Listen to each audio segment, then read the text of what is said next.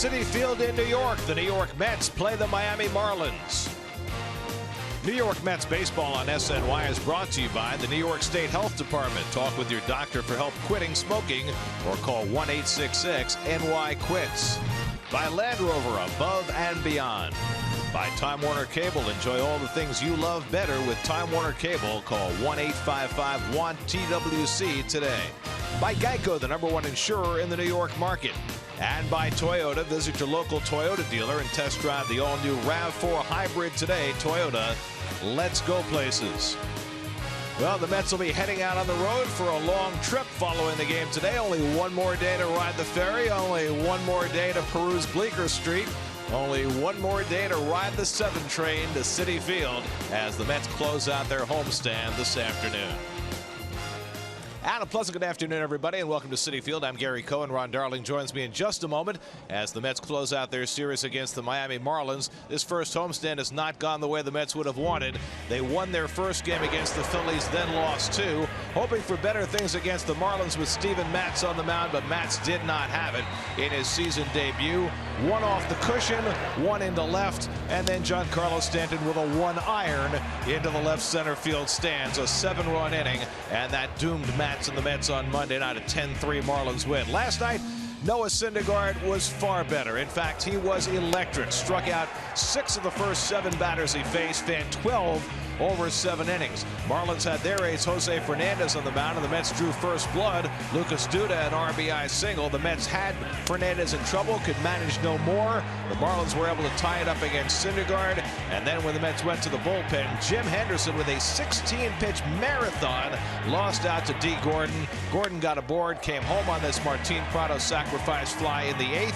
And the Mets had no answer for A.J. Ramos, and the Marlins had themselves a 2-1 win. Another day when the Mets offense just couldn't generate enough to support their pitching. You know what I find interesting when I watch ball clubs? They go through these stretches of teams being able to be right on time and hitting, and then really struggling with the bats like the Mets have in April. What are the reasons for it? Well, there's 1,000 reasons for it. The most meaningful, I think, of being a former pitcher, it's very difficult, I think, on the offense more than it is on the pitching.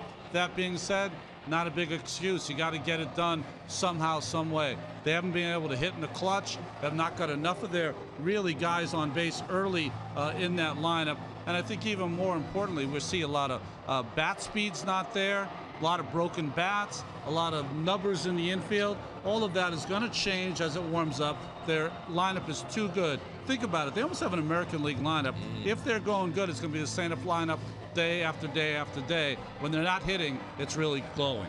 Meanwhile, the Mets are going to dip into their pitching depth today. Logan Verrett will get his first start of the year subbing for Jake DeGrom.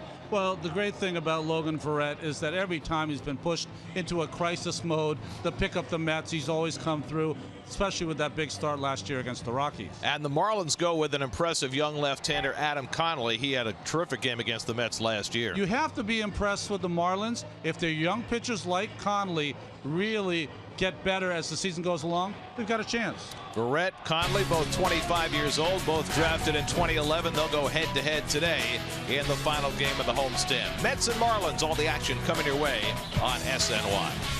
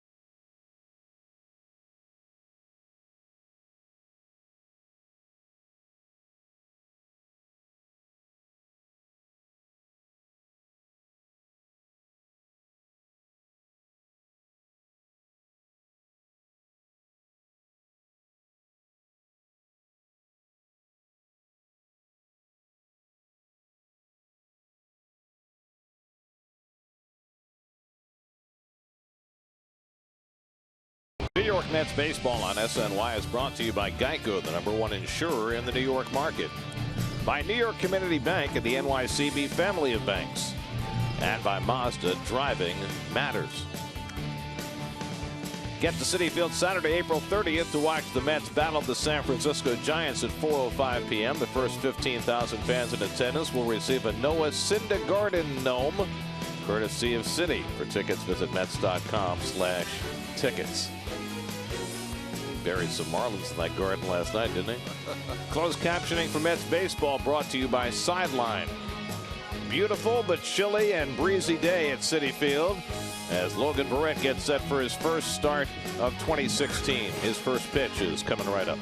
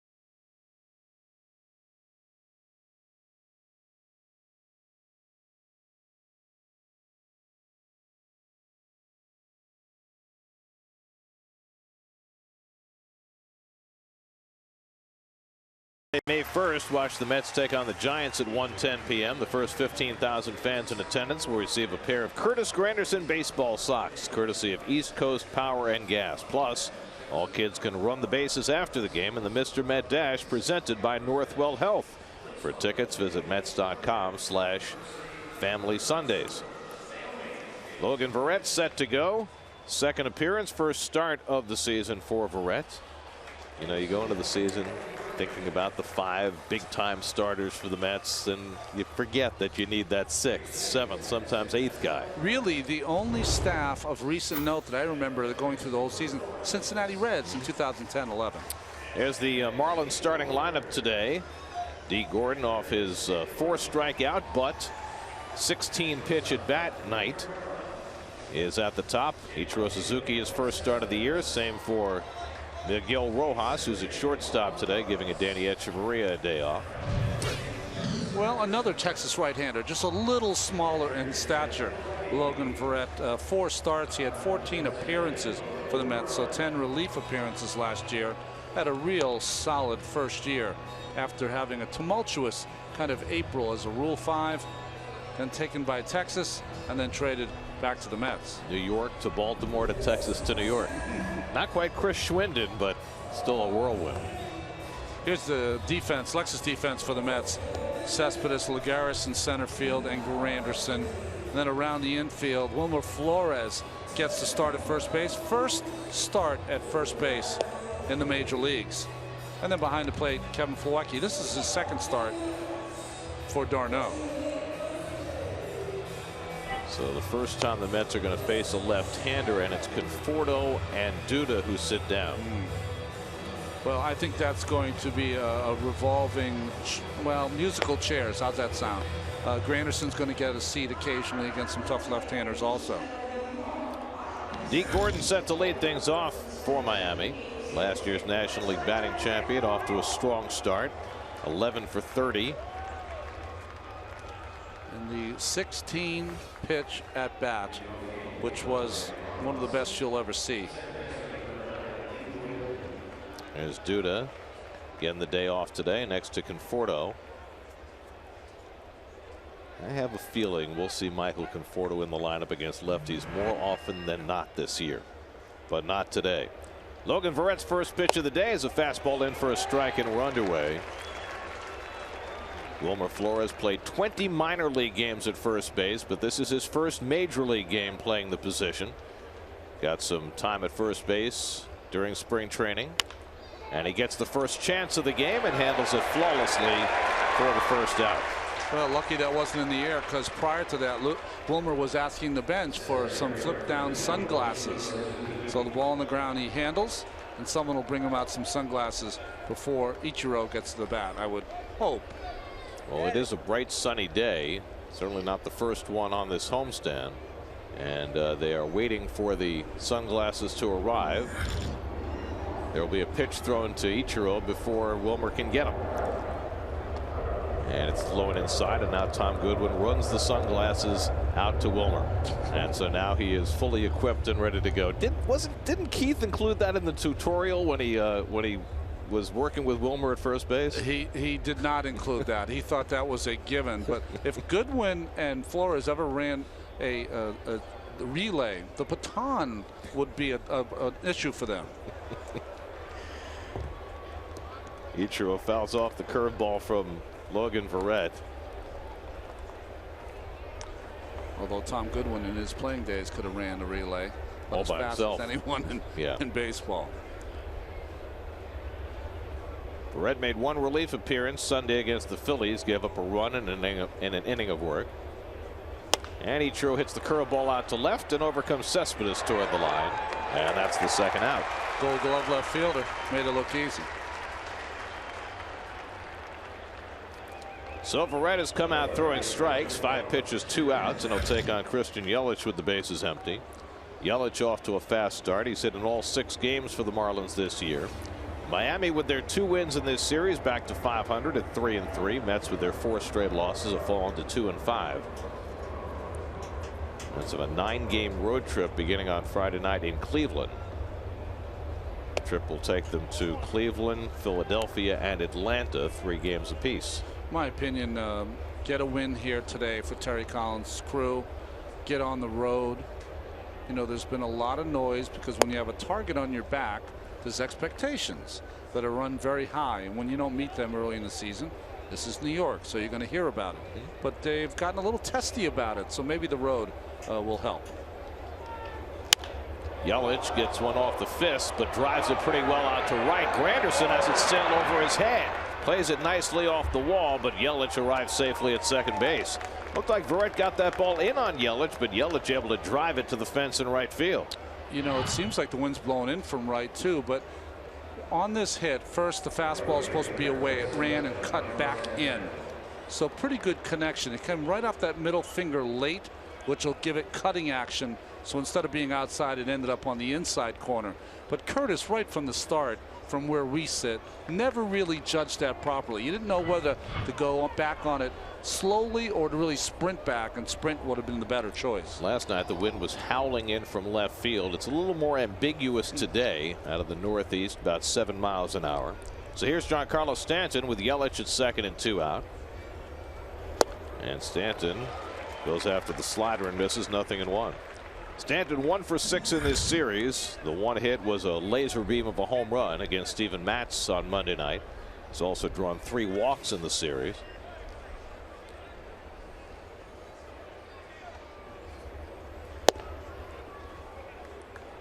Interesting, the Mets pitchers, and you saw it last night with Henderson, saw it with Syndergaard even with a two-seamer. They're trying to throw two-seamers in on Stanton. I like the four-seamer better. The two-seamer means the ball's going to be down. He is a down hitter across the board. Well, we've seen the Mets over the years attack Stanton up in the zone. It has seemed, though, since last year he's doing a better job laying off that pitch. He is, but I still think you can throw a ball waist high or above for a strike in that area and still get him to swing through it. Anything down and especially soft, hang on to your hats. Right ahead of him, 1-2, and the curveball blooped. Walker back, has it lined up and snags it, and that retires the side. So Barrett able to work around the double by Yelich and send the Mets to the plate with no score.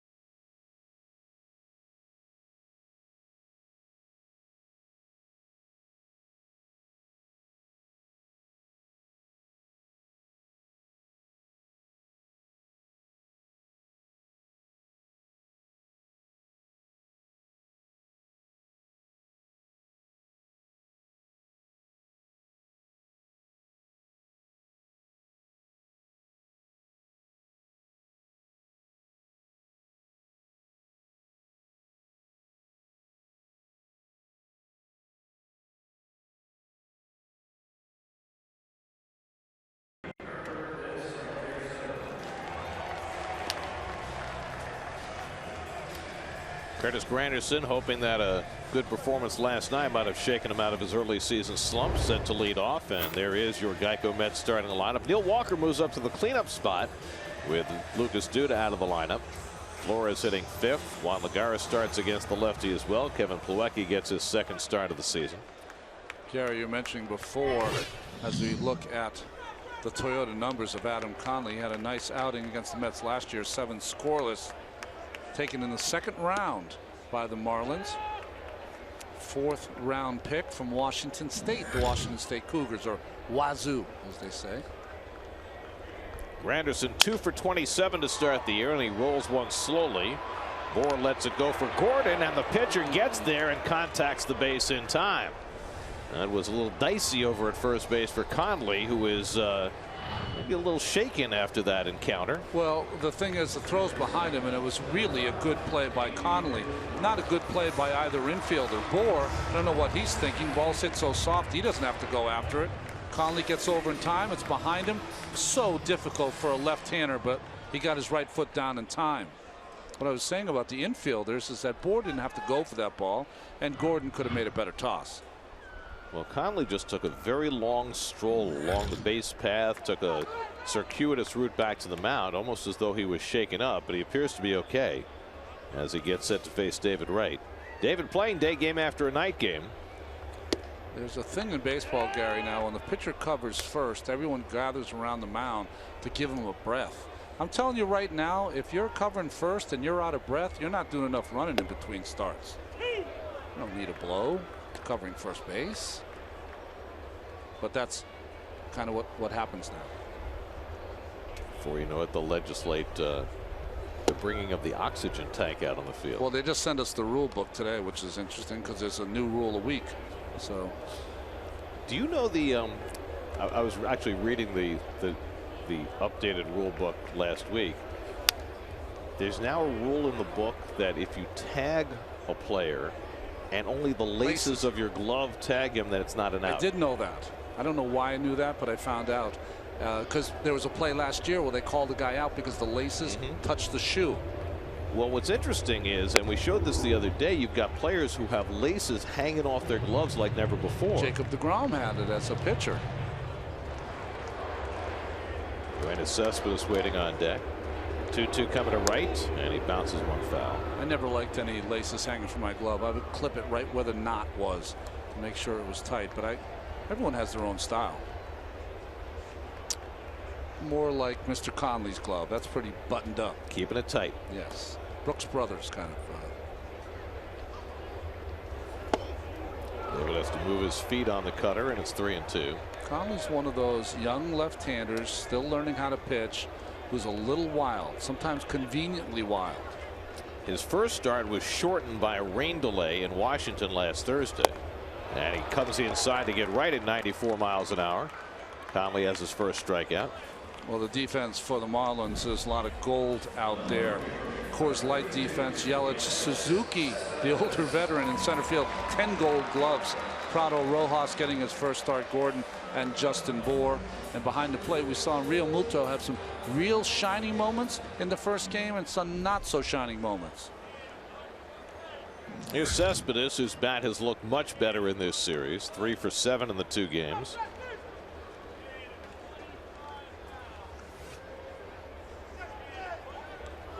Mets have done very little scoring, and they've done very little scoring, particularly early in games. They scored a run in the first inning last night, which gives them a total of 2 runs this year in the first 3 innings of games. Well, what did you say? That was their first run inning last night?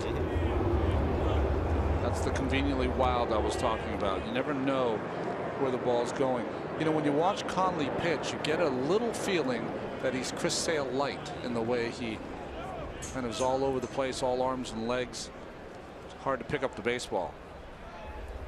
Doesn't quite have the shoulder lift of a Chris Sale. Or 5 miles an hour more. Well, the 2 starters in today's game, Verrett and Conley, both college pitchers, both 25 years old, both came in the 2011 draft. Conley in the 2nd round out of Washington State, Verrett in the 3rd round out of Baylor. And their careers are on a pretty similar path. But Conley is a guy who figures to be in the Marlins rotation all year. He made 11 starts for them last year, went 4-1. And he runs a full count to his 2nd straight batter.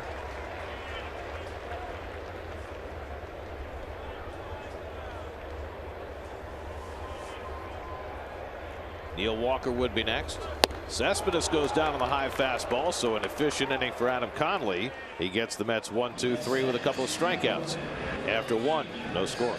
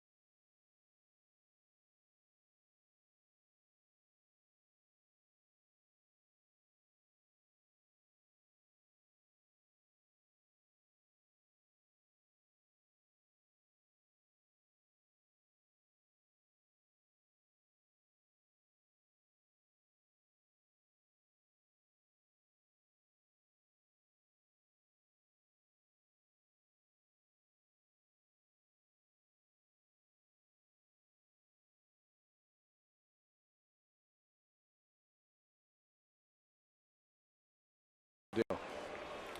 Follow Mets baseball live with the MLB.com at Bat app. Stay up to the moment at any moment with game day, live game video highlights, StatCast, news, and more. Download MLB.com at Bat, the #1 app for live baseball on your phone and tablet. Martin Prado takes a curveball for a strike from Logan Verrett as we start the second inning. Prado delivered the game-winning run yesterday as a pinch hitter, a sacrifice fly in the 8th inning. And that gave the Marlins a 2-1 lead, which stood up. Back in the lineup today at third base. Off to a good start, hitting .400 on the early season. 2 for 3 in this series. Justin Bour hitting 6th in the order, waiting on deck. And Prado hits one out to left center, cutting across Cespedes. And he's got it, one away. Well, it's interesting to watch Logan Verrett pitch tonight after Noah Syndergaard was just so scintillating with those 12 strikeouts. But from Noah, you get just a bulldozer of an effort when he's out there. And Logan is just so different, you know. He never seems to overthrow. He just is mixing all of his pitches. Prado faced 3 different pitches in that at bat before he made his out. Well, Verrett is a legitimate 4-pitch guy. You know, he's going to top out around 91 miles an hour. Here's Justin Bour, and he takes a breaking ball low. But opposed to his other brethren that are in AAA, he's here getting an occasional start. There's guys in AAA might not ever see the big leagues. Here's the shift. Gordon, of course, not Gordon, Walker all the way out in the roving part. It's interesting that David is playing a bigger role on the right side of the infield than he ever has. And I think maybe because he's an older player, he doesn't cover as much room. They put him in a position where he can just play a natural position, and Cabrera on the left side. Well, I think there's another piece to that too, and that is that it appears as though David's having some difficulty throwing, and if you move him over in the shift at the shortstop position, now you create a longer throw for him. That's a better reason I had. Very good, Gary.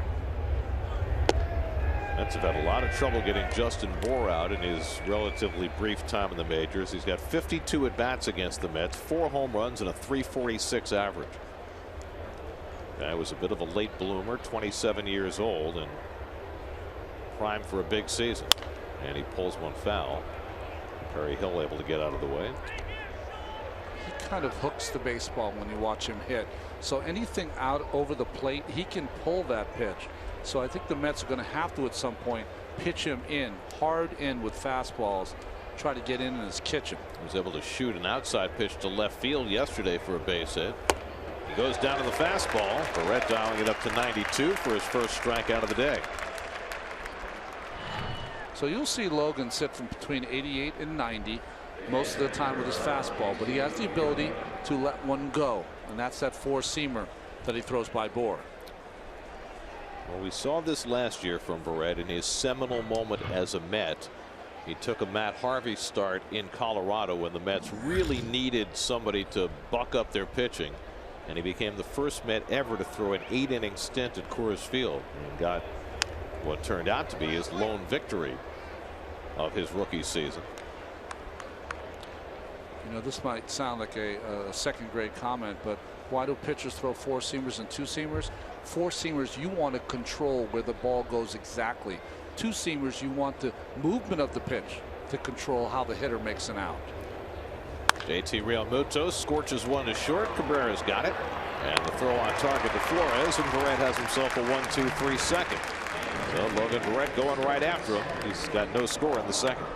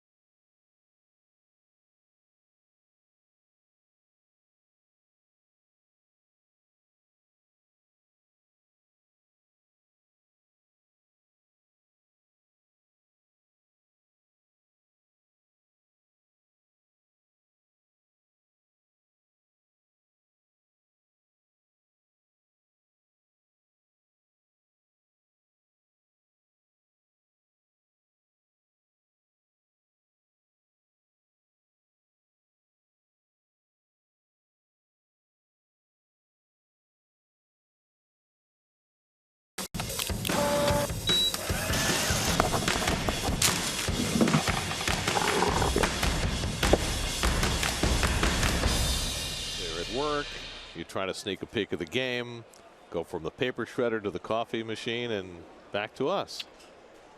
I think the best thing is to maybe, if you're working downtown, to plan a business meeting out here. That way you can take care.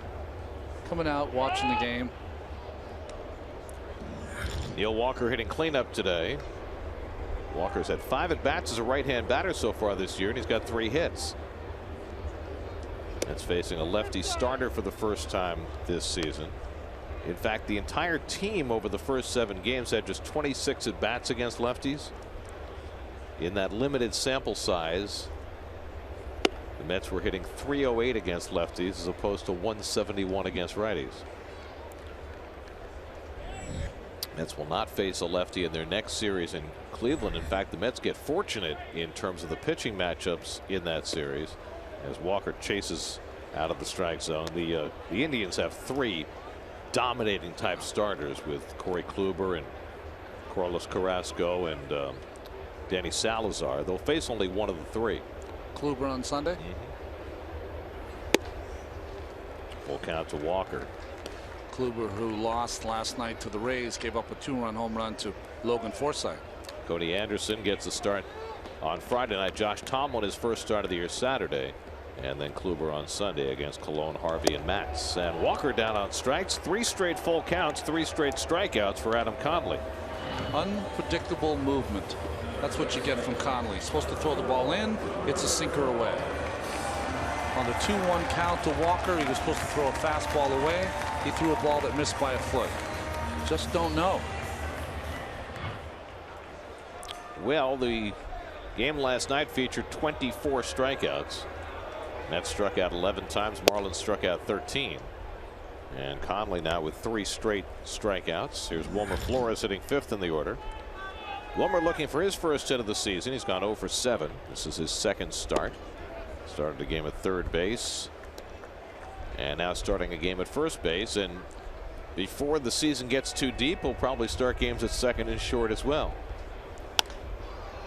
Popped up into shallow right, and Gordon goes out and almost overran it, and then does a face plant but hangs on. No sunglasses for D. Gordon, and it almost cost him. Well, we saw Wilmer before. He recognized you needed the glasses. D. Gordon has not gone to the glasses, and right there he was searching. He did not see it, and then at the last minute had the athletic ability to kind of flip his glove up there, protect his face, and the ball hit the webbing. Might be time to bring out the box. The whole box. Didn't they used to do that? Yeah, They'd bring the box of sunglasses out to the field and everybody would grab their pair. It's Drupal Cabrera hitting 6th in the order. It was like that the box that in those detective shows and gangster shows in the 40s, they used to have the machine gun in it. They opened it in the violin case.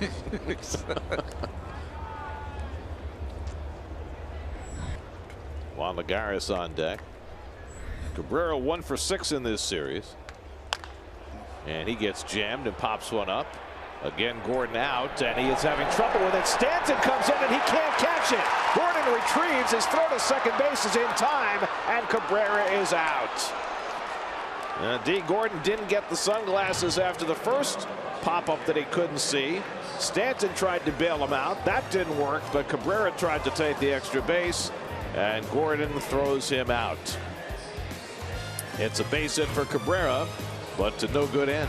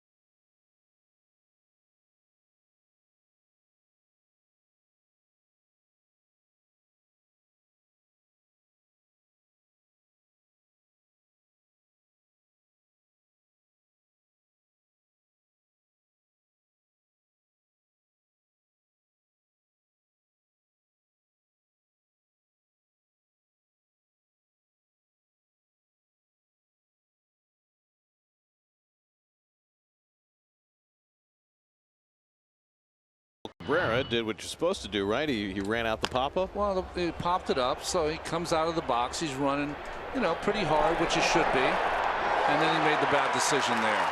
Once it was dropped and pushed away from Stanton, he thought it would be far enough away he could get the second, but Gordon jumped on it. Here's the part that I don't understand as Miguel Rojas leads off in the third. After D. Gordon struggled with the previous pop-up and had no sunglasses, why didn't he come in and get sunglasses before the next one? He was embarrassed that he didn't have them. He didn't want to delay the action of the game, and he figured and assumed that the ball would not be popped up to him again. Well, wrong, and wrong. Assuming is never a good idea. It'll be interesting to see if he decides to don the sunglasses for the next inning. 0-2 to Rojas, making his first start of the year, giving Echeverria a day off, and he lays off 1-2. Rojas had a good offensive year last year as a part-time player. We saw him a lot down the stretch because Echeverria was hurt in September. Wound up playing 60 games for the Marlins at .282. And he hits this one through the hole for the Marlins' second hit of the game.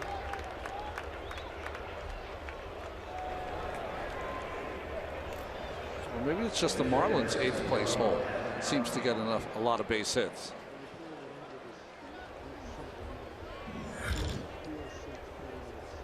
So now Adam Conley, who in limited big league at bats is 4 for 19. Let's look for the bunt.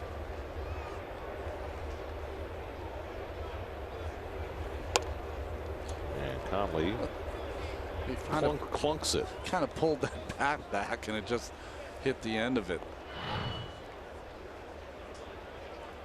Watch him pull it back. It's almost like it's a sound you don't hear from a bat every day. It sounds like his bat's broken.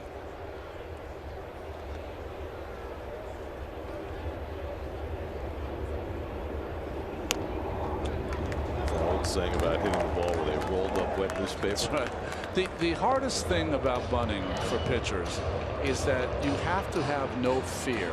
You got to put your nose in there, grind it out, and get the bat over the plate into fair territory. Sounds easy, but sometimes if a guy's not throwing strikes, Verrett should be an easier guy to bunt because he's around the plate. Bunt on with 2 strikes, and he bunts through it for strike 3, and that'll do it for Conley. Second strikeout for Verrett. Nicely done by Logan. A little slide piece. Looked like he was trying to backdoor it, but whenever you're facing a pitcher, anything spinning and they're trying to bunt, little or no chance to do it. So 1 out and 1 on. Now D. Gordon, who grounded out his first time up. Turns out that 16 pitch at bat that Gordon had against Jim Henderson last night was a Marlins record.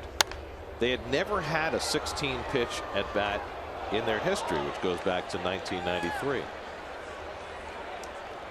I mean, he just fought off pitch after pitch. And remember, he had been swinging through the Syndergaard high fastballs, but he's thrown 99. Henderson throwing great, but 95. He was able to just get a piece of it. Grounds one down to Flores, gets the out at second. Can they double up Gordon? They can. Beautifully executed by Flores as he and Cabrera turn a 3-6-3 double play against one of the fastest runners in the league. Beautifully turned to get Verrett through the third. No score.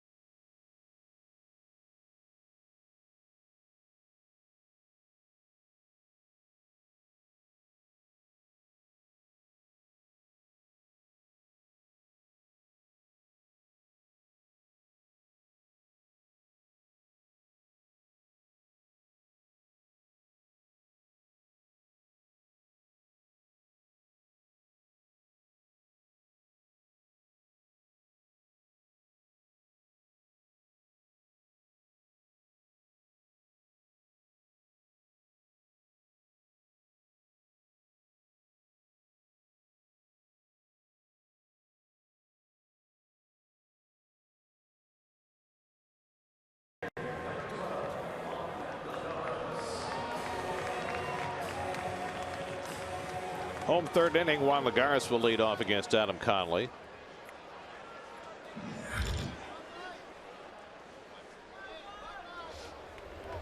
Lagares making his second start of the season. 2 hits and 6 at bats to start his year. And he takes the pitch high. Here's Flores on that double play. Boy, great footwork by Wilmer. Sure he hasn't played there a lot? I mean, you don't make that play any better on a fast runner than Flores. Poked to shortstop.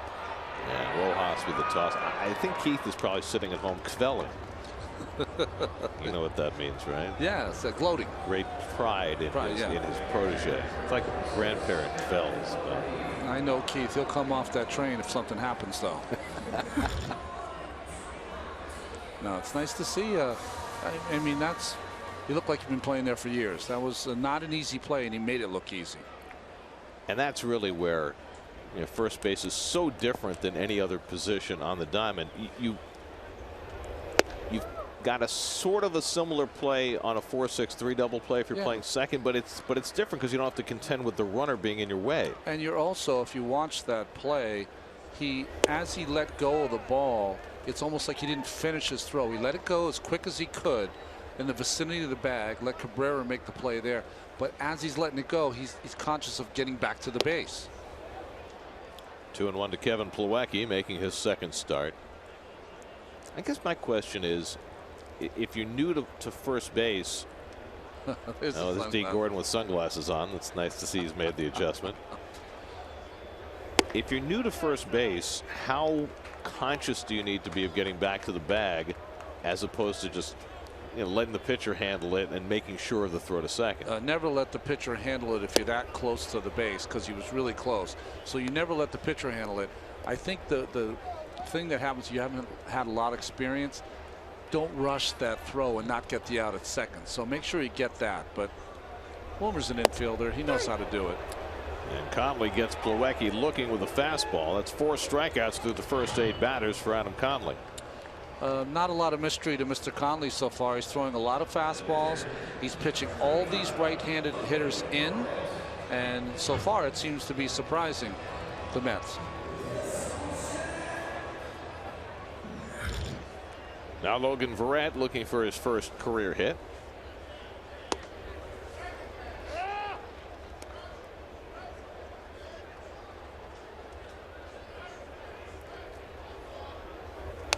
Verrett getting the start today for Jacob deGrom, who's a new daddy and is nursing the sore lat muscle. But the Mets have also fortified their pitching staff. They activated Rafael Montero after the game last night and sent Eric Campbell down, so the Mets are short on the bench but healthier now in the bullpen. Back-to-back strikeouts for Conley. He's fanned 5 in the first 3 innings. No score as we go to the 4th.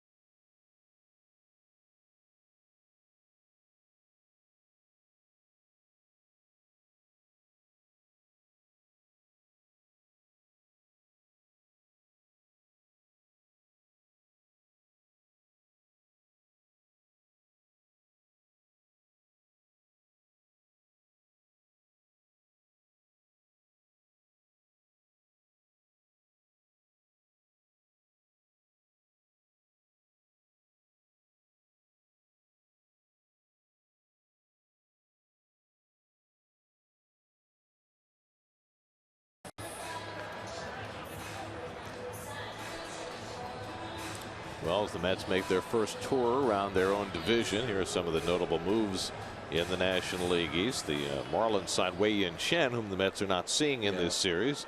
That pretty much replaces Henderson Alvarez on their pitching staff. The Nats made the most moves with the acquisition of Daniel Murphy and Ben Revere, 2 everyday players. And those were late because they were in on the Hayward sweepstakes, Zobrist sweepstakes, and settled upon Murph and Revere. Revere's out with an injury right now. Murph is lighting it up. By the way, that chart did not note perhaps the 2 biggest acquisitions in the National League East. Mattingly, Baker. Maddox, Bonds. Yeah. You can include those guys, right? That's good. Mike Maddox now the pitching coach in Washington. 0-2 to Ichiro leading off in the 4th. Barry Bonds, quite unexpectedly, now the hitting coach of the Marlins, and so far so good. Marlins are off to a terrific offensive start, and everybody's been raving about the way Barry's been relating to the Marlin hitters. Ichiro flied to left his first time, and the curveball drilled to right center field, a base hit for Suzuki, and that'll go all the way back to the wall. Ichiro heads to second, and he'll pull in there and settle for a double. Well, there was a time in Ichiro's career that's an automatic triple, but not at age 42. And with no outs, I mean, he could have pushed it, but he did not. Boy, that ball almost on the ground. Nice hitting by Ichiro.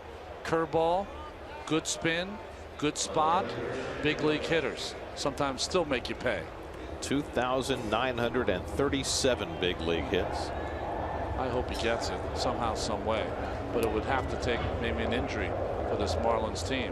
If you add in his years playing in the Japanese Professional League, he now has 4,215 hits. So a runner in scoring position for Christian Yelich, who had a double his first time up, over the head of Granderson in right field. And he takes a strike from Verrett.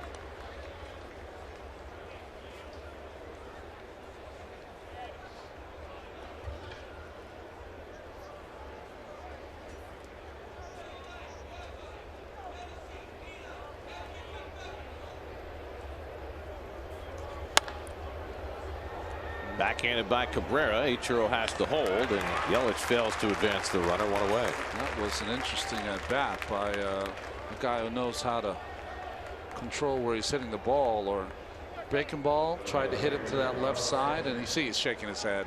That's a ball he should have tried to pull. Made a mistake. You know, the thing about Yelich is that, I don't know if you folks remember, but he got off to such a bad start last year, and a lot of it was he had hurt his back.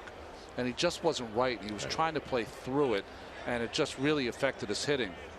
But he was unbelievable in his last 71 games. But after the All-Star break, he batted .342. That's what you're going to see from him in the long run. Now it's Stanton, who popped up his first time up. Ichiro at second and 1 out. And the slider off the plate from Verrett. Gary, we were talking about those coaches. And did you see what Mike Maddox is doing with his Nationals pitchers? Doing what you guys used to do, right, which used to be standard practice.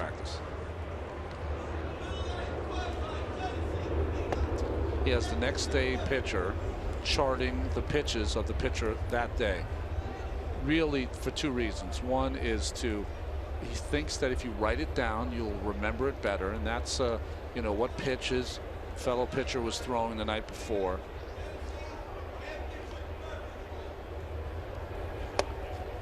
And also, I think more importantly, I think it's so important with all the stuff. You can end up being in a room all day looking at videotape. Go out there and watch the game. You know, reinforce that changeup did work. It gives you a little blueprint for your next start the next day.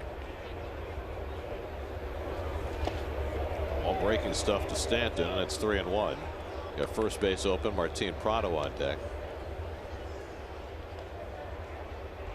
Well, it's very easy to look at the charts and the tendencies, and on a 2-1 fastball, this guy does this 23% of the time. But it doesn't tell you what's happening right now. There's ball 4. And we've already seen that on this homestand, right? Pitchers not learning from the mistakes of pitchers the day before, which you would think that charting pitches would alleviate. Well, you know, we were talking about that Jeremy Hellickson threw a changeup after a long at bat, 11 pitches to Yoenis Cespedes, hit it in the seats. Well, the next night he's facing a pitcher who continued to pound him with changeups, and that's something to me that they have all this information. That should never happen. Now, if you want to throw a changeup and bounce it to Cespedes, that makes a lot of sense. But they were trying to throw him for strikes, and these are the things that get lost, I think, between the people who see everything and the people who play the game. Right. You know, somehow it doesn't always get filtered down. They try to, but it doesn't always get filtered down in real time. Now 2 aboard for Prado, who flied out to left his first time up, and a first pitch slider for a strike. Well, there's another piece to that too, right? Players now get a lot of information fed to them, which makes it, I would think, harder for them to take command of their own learning process, right? The observation of the game, and anything that helps reinforce allowing a player to see for himself what's going to work best has got to be a good thing, right? Well, it's like being in school and getting the math problem and then being given exactly how to figure it out and working backwards from there. Well, that's going to show you the answer. It's going to show you the process, but you didn't do the process, you know. So Prado fights one off. It really is one of the challenges for organizations, from the general manager position through the analytics guys and down to the coaching staff, to know what's the right information to share and how much is too much, right? Because you can get paralyzed by too much information. And then how do you tell the story to the individual? Because let's say on the Mets team, you would have a different scenario in telling maybe me the information as you put with the Sid. Right. You know, so you have to tailor it to that certain player. 0-2 from Verrett. Struck him out. Verrett takes care of Prado for the second out. What's Prado? It's almost like he's falling off the plate, and it's interesting. We saw this with John Mayberry last year. His back foot, can't see it really here, but good slider. Real good slider by Verrett. I think that's his best pitch against right-handed hitters. But John Mayberry last year, remember his back foot would slip and go behind him? Same thing happened with Prado on 2 or 3 swings at that and that at bat. So Verrett worked carefully to Stanton, gets through Prado, but now he's going to face the left-hand hitter Bohr, whom he struck out his first time up. 2 out and 2 on, no score in the 4th. And Bohr lifts one along the line, a long one back toward the corner for Cespedes, and it's in the stands, a foul ball.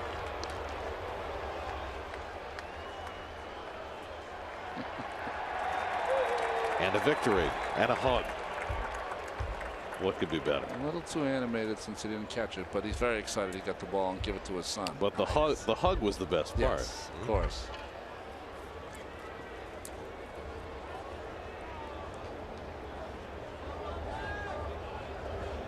I mean, it's good enough playing hooky with your dad on a Wednesday afternoon, but to get the baseball too.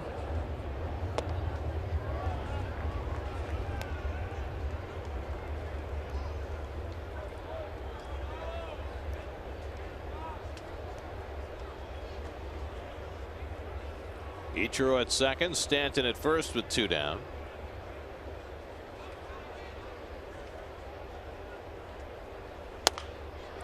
Bohr pokes one foul, and Verrett's ahead 1-2.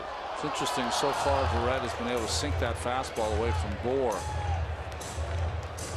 So maybe with before 2 strikes, Bohr is looking more in pull mode, but with 2 strikes, just have to be a little more careful on that outside part. Well, the Mets are not as shifted with a couple of men on base as they were Bohr's first time up. And he gets him with a high fastball. Back-to-back strikeouts for Verrett. He's got 4 on the afternoon. 4 scoreless for Logan Verrett. Mets are on the top of the batting order coming up. no better sight in the ballpark. For the love of the game. That's great.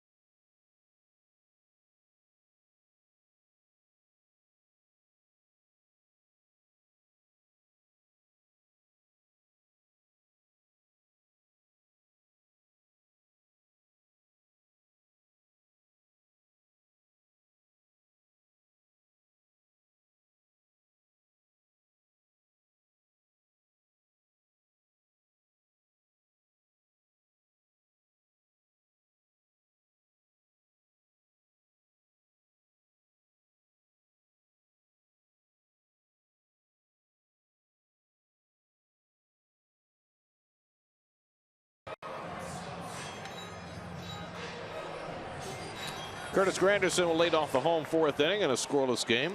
Right now, let's go to Steve Gelbs, whose report today is brought to you by Ram. Steve? Gary, Ron, I don't know if you guys saw this, but the other day on Monday in Detroit, in the game between Detroit and Pittsburgh, there was a single fan that caught 5 separate foul balls, 4 during the game, 1 during batting practice. 5. And amazingly, this guy seems to have perfected it. He claims to have caught between 200 and 300 foul balls that he has back at his house. One time back in 2002, claims to have caught 8 foul balls. So I don't know about you guys as Granderson singles to start off the inning, but I am now fired up for early August when we go to Detroit. I'm not doing any reports. I'm just posting up next to this guy trying to snag my first foul ball. I've been coming to games for almost 30 years. Haven't even sniffed one. This guy got 5 on Monday. You know what's great about that game was that he gave every single ball to a young fan, and that's cool. Although a little bloating with the counting. So you're saying he is the Zach Hampel of Detroit? That's what Zach is the. Well, Zach doesn't give him. He doesn't give him away. And guys, I do want to give him credit for that, but he's got 200 to 300 balls at home, so he better be giving them away at this point. I think the last count, Zach had like 8,000. So you know, it's, as I said, this guy's doing a great job for Detroit. I'm just thinking. I mean, job. Afternoon. I don't get it, but okay. Well, some people have different hours. Yes, that's right. 2-0 to David Wright. David struck out his first time up. Mets have their second hit of the day with Granderson leading off the inning with a base hit. Cespedes on deck trying to get to Conley second time through the order, and Wright lines one into left field for a base hit. So the top 2 in the batting order setting the table. Well, you see Conley when he lets go of that 4-seam fastball. We said before, first time through the lineup, he was almost entirely throwing fastballs in to right-handed hitters. The Mets have made the adjustment with Granderson and David Wright, and the Mets have a start. And that's beautiful, right above the label for David, who's been hitting the ball last 3 games as hard as he's hit it in quite some time. Now Cespedes has struck out his first time up. Mets trying to get to Conley, who threw 7 scoreless innings against the Mets here last September, and 3 scoreless to start this game.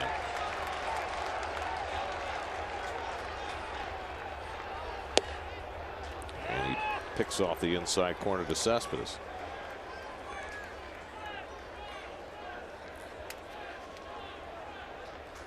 Ioannis hit one last night against the wind to left field that on a summer night might have been in the second deck, but it got caught at the fence by Yelich. The whole crowd was on its feet. Slider by Conley, and it's 0-2. So fastball on the inside corner and then counters with another cutter slider that runs behind his back foot. Good pitch. Look, a changeup. I'll take it away. It's a changeup that he caught with his outside two fingers and pulled it across. You don't often see a changeup move like that. Never seen a left-hander's changeup. We think of Tom Glavine, who pitched for the Mets. Always goes down and away from the righty, but sometimes when you have young pitchers, they're overthrowing the ball, and the speed differential got Cespedes. Should go with fastball back in. Let's see if he tries that. Fastball in for a strike. Two changeups. Cespedes gets a piece of the fastball.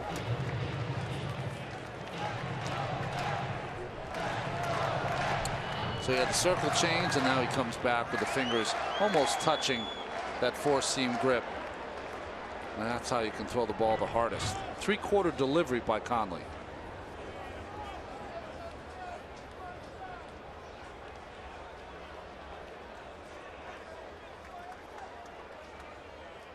Again, the 1-2. Fouls off that changeup. It's a dangerous pitch for Conley versus Cespedes. He likes that ball down. And it's the changeup again. You can see it's almost off of that middle finger. That's the last finger it'll come off of. And you're trying to turn it over. But this one, even though it's down, is middle.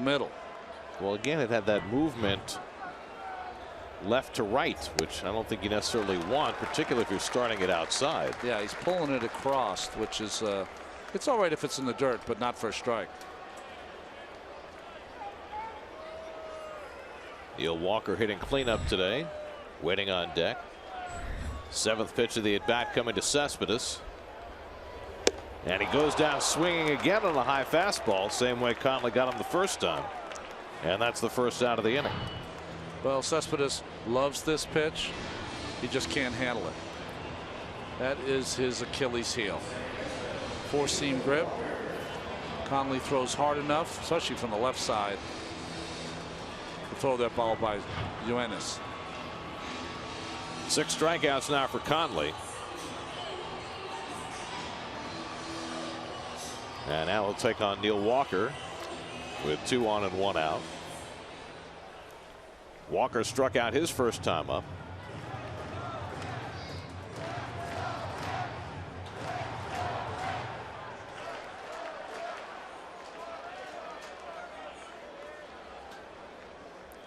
Granderson at second, right at first with 1 out.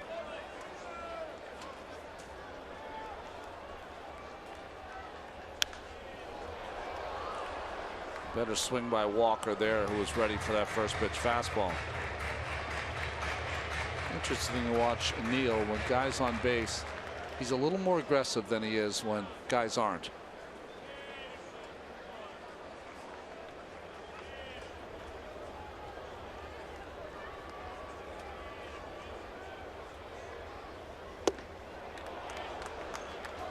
Nothing at 2 to Walker. Mets have really struggled in these runners in scoring position situations. 8 for 50 to start the season.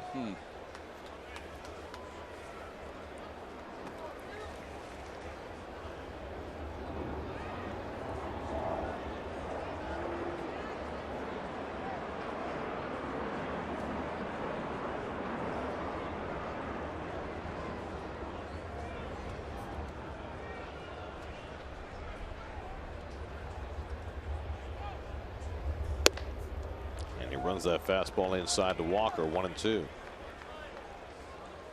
it's a nice thing to see when you have a young pitcher who has no fear of throwing inside to hitters. That's usually the last pitch that comes a young pitcher's way.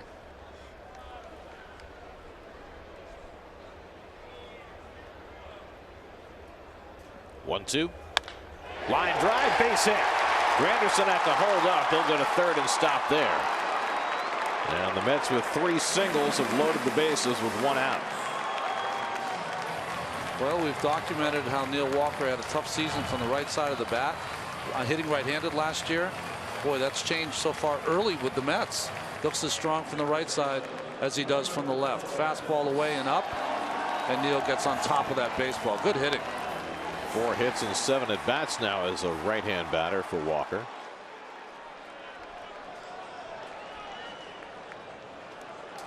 So a chance for Wilmer Flores with the bases loaded. Flores popped up his first time up.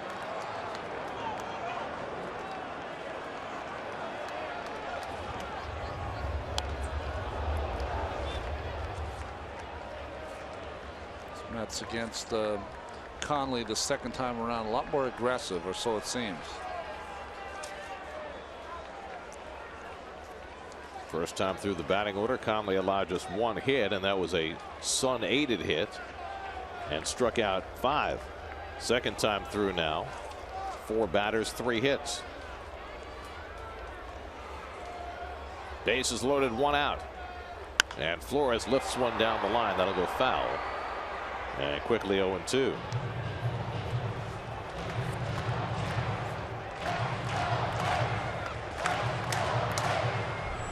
Asdrubal Cabrera waiting on deck.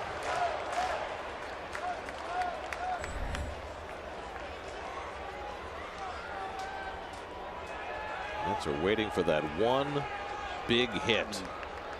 It's been elusive. Flores has to move his feet. 1-2.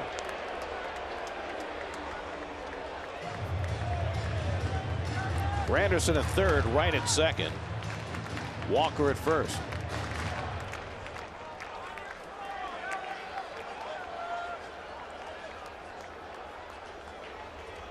Unlike Jose Fernandez last night, Conley using the stretch with the bases loaded. And again, he runs that slider inside. 2-2 to Flores.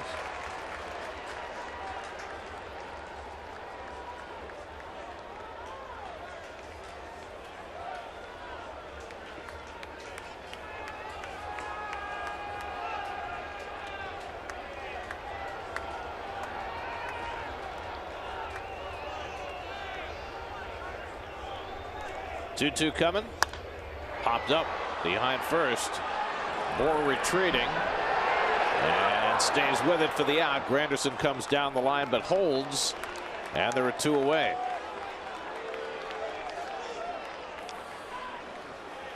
So Flores unable to get the run in. Well, that's a good job by Bohr. This is not an easy play. He's over his shoulder. The sun's in his eyes. He makes the play. And you know what he did here, which was very nice? Is that after he makes the catch, he knows the situation. So instead of making the perfect accurate throw, he just gets it back real quick. That'll always stop the runner from coming. His hitting coach used to do that all the time in left field, Barry Bonds. He would just throw it in the vicinity of second quickly to stop the runner from going for 2.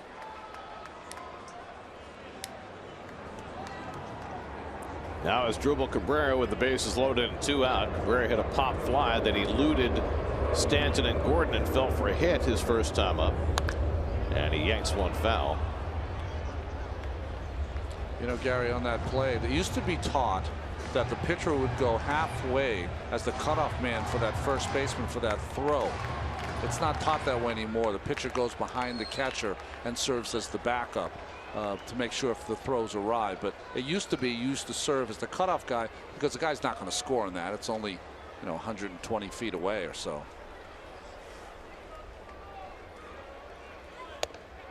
I don't know why you'd need a cutoff guy at that distance. It was taught that way because if a guy is being turned around because it's a difficult pop-up, as soon as he looks up, he has a guide on where to throw the ball. That's a perfect angle to the plate.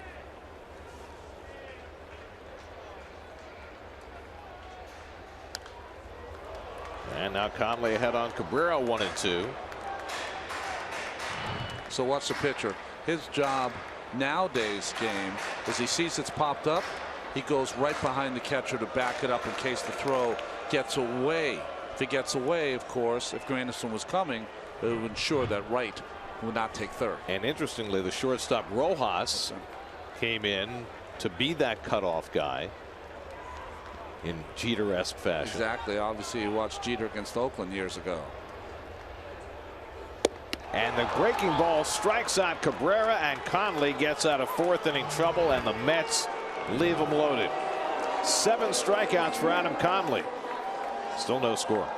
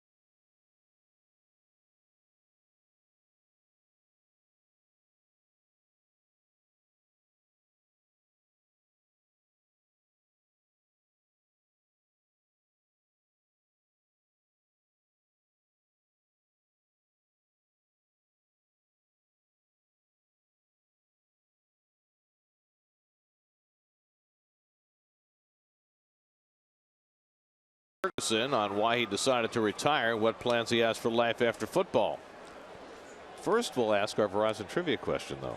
3 players the Mets traded to the Marlins for Mike Piazza May 22nd, 1998. DeBrickashaw Ferguson was traded for Piazza? He was not. That is not correct. Oh, well. We got our Piazzas and our DeBrickashaws crossed. We got 150-something games to get it right. Here's JT Realmuto to lead off the 5th, and he takes a curveball strike from Logan Verrett. So the 3 players traded for Piazza. I know one. One might be even in the building here.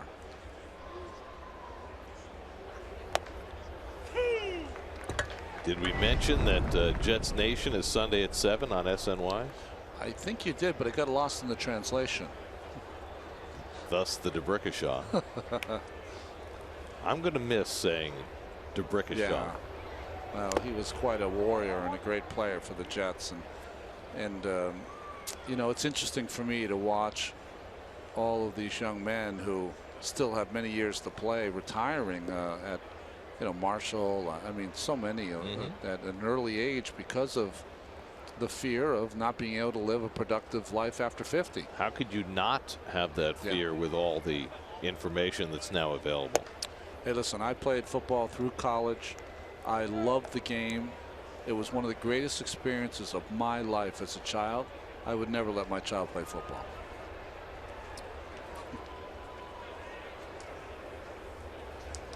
One-two to Realmuto. Well, you know, the research is just in its infancy about CTE and these other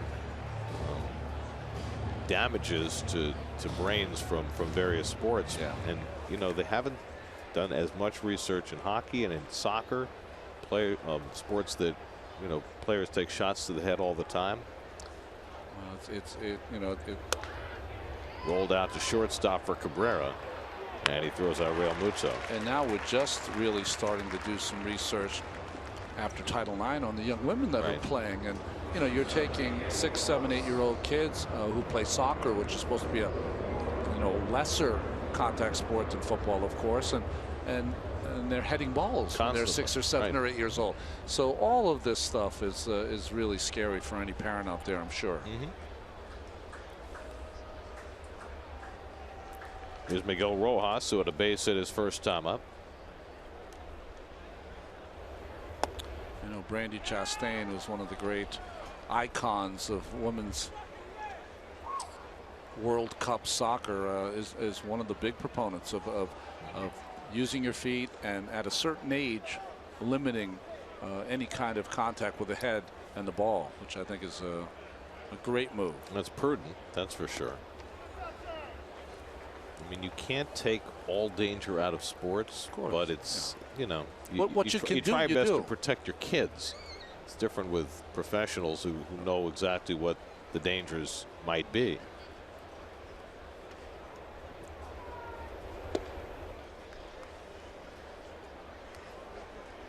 Meanwhile, Logan Verrett continues to do exactly what the Mets need him to do.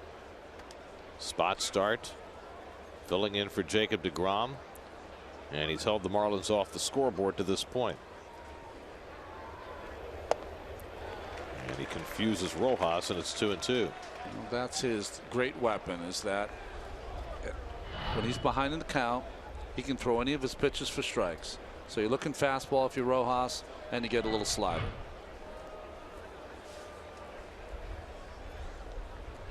Two coming. And he skips that one in. 3-2.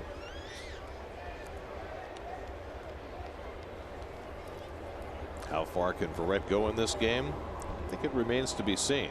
Through just the one inning on Sunday against the Phillies. Not really stretched out to go much beyond 80 pitches or so, but who knows? I think you have to go with your eyeballs here. Free and easy. He's throwing free and easy. Let him go. And when you have to be really Dan Worth and with Terry Collins' help, you have to really have your eyeballs on him. As soon as you see him, you know, the ball's up, the breaking ball's not breaking. As soon as you see that, you should be able to make the move quickly. Let's have a little more protection now in that bullpen. And that's outside, ball 4, borderline pitch, and Rojas is on. Second walk given up by Verrett.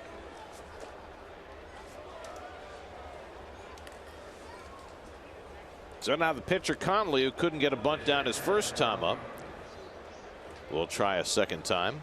SNY Super Slow Motion is brought to you by your Mercedes-Benz Tri-State dealers. Mercedes-Benz, the best or nothing.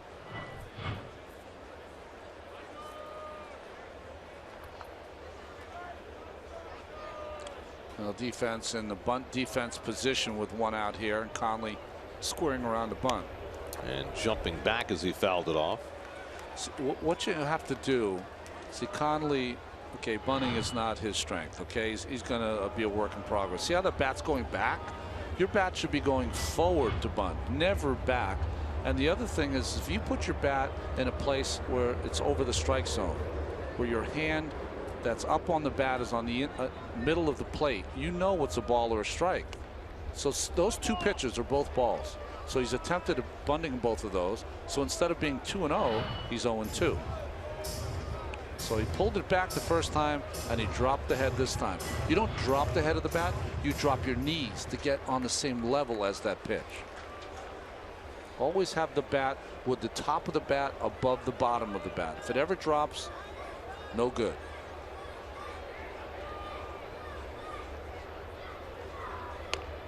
And that's strike 3 as Conley bunts it foul. So for the second time, he strikes out trying to bunt.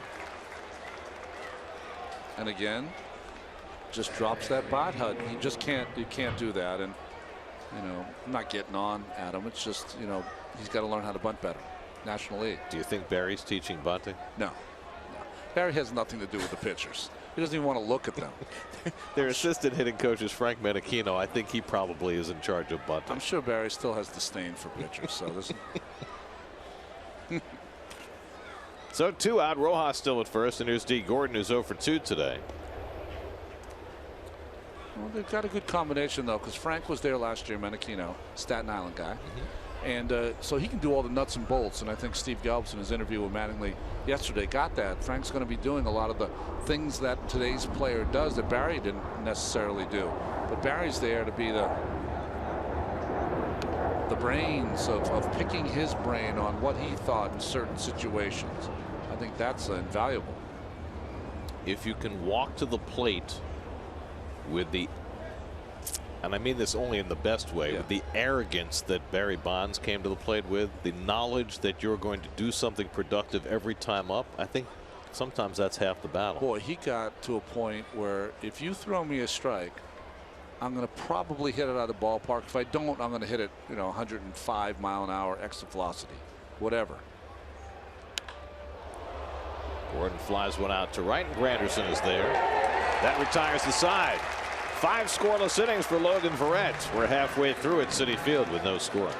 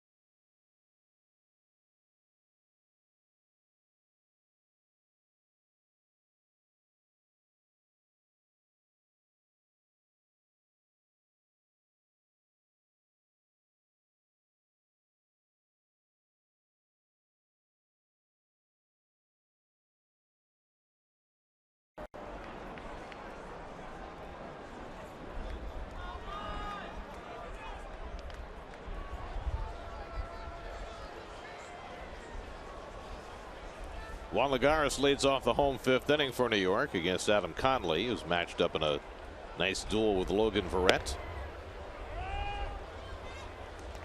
The two 25-year-olds, college products taken in the 2011 draft, and so far throwing nothing but goose eggs. I mean, do you think every pitcher that was left-handed, like Adam Conley, who watched the big unit pitch, at some point had to imitate that?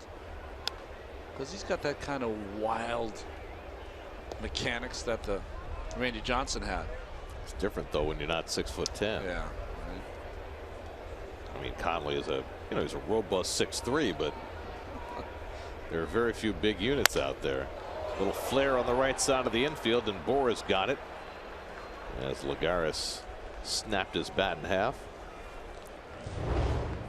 5th inning brought to you by your Tri-State Ford dealers, who invite you to test drive a new Ford. You'll discover why Ford is the total package. We're still picking up splinters on the infield from that last result. Well, I hope I had the over on the broken bats this series.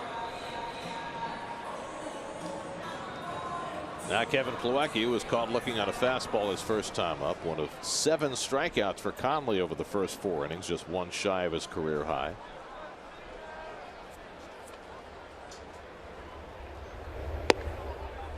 When is this team going to break out?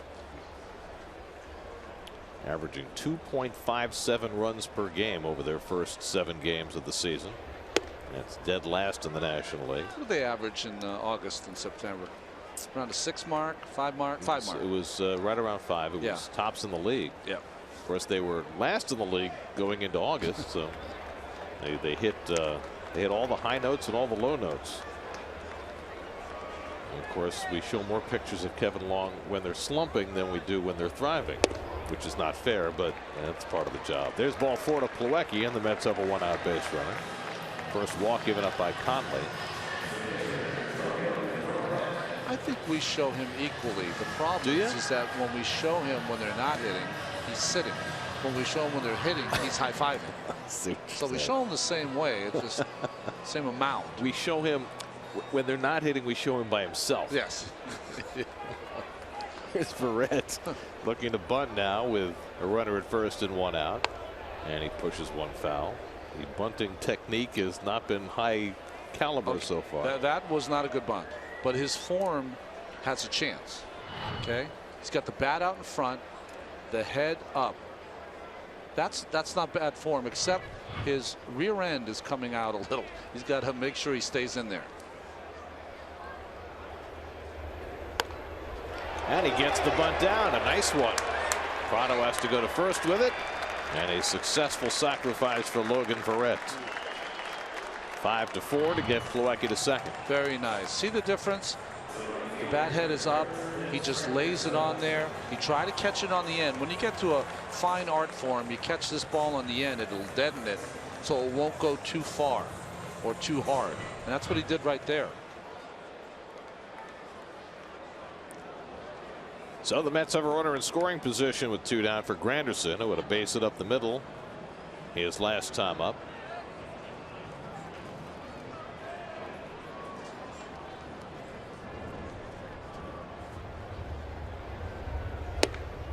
Lefty-lefty matchup. They play their infield a little more straight up. Rojas is a little up the middle, shaded up the middle. Terry Collins was asked today why Granderson was playing rather than Conforto against the left-handers, seeing as Granderson struggled against lefties last year. And Terry said, well, more than anything, we need to get Curtis going, and sitting him down will not help. But he did opine that at some point this season Granderson could sit against the lefty, and the Mets would have to reconfigure their outfield, because neither Cespedes nor Conforto has ever played right field, and he said Juan Lagares in that situation would play right. Well, I think also Curtis had a hit last night, that leadoff double. So what you're trying to do with your everyday players, if a guy has a pretty good night, takes some good at bats and gets a hit, you want him to play the next day. You want to work on top of that. So Granderson got another one. Flies one out to center field, and Ichiro looks through the sunglasses and puts it away, and that retires the side. After 5. Love.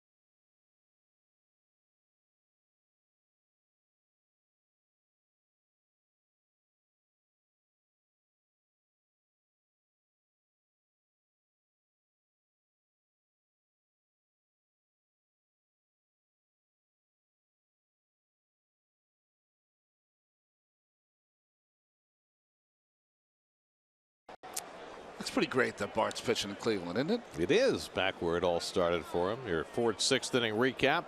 Adam Conley and Logan Verrett in a pitcher's duel. Ichiro Suzuki trying to bunt his way on. Is Bartolo the oldest guy in baseball? He is, and Ichiro's second.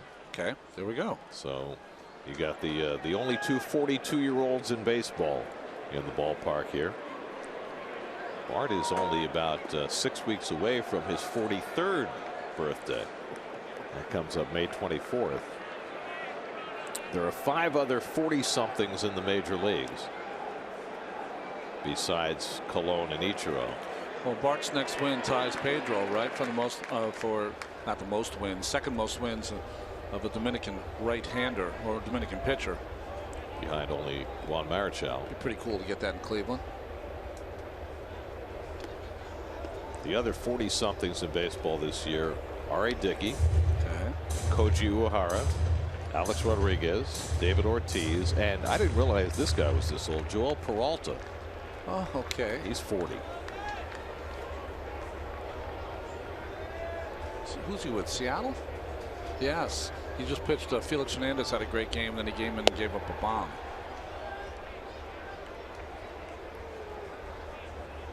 It's not a ringing endorsement for the 40-year-olds. Wow. These things happen when you're 40. It does happen. Even to younger guys sometimes. 3-2 to Suzuki, and he pulls one toward the hole, laying out his Flores up to his feet, and he throws him out. Wilmer Flores, his first ever major league game at first base, and has he been impressive? Well, I'm not going to drop the natural on him yet, but ranges far to his right, gets up to his feet, and a perfect throw to Verrett. He likes that big glove. He does like it. Well, this is the athletic ability you see here from a middle infielder, a former middle infielder. Nice job.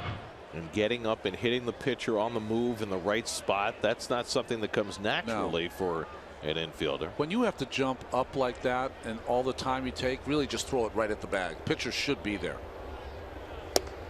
Christian Yelich takes a strike. Well, Wilmer started a 3-6-3 double play earlier in the game. He had the first ground ball of the game hit to him. Maybe that was the best thing that happened all day.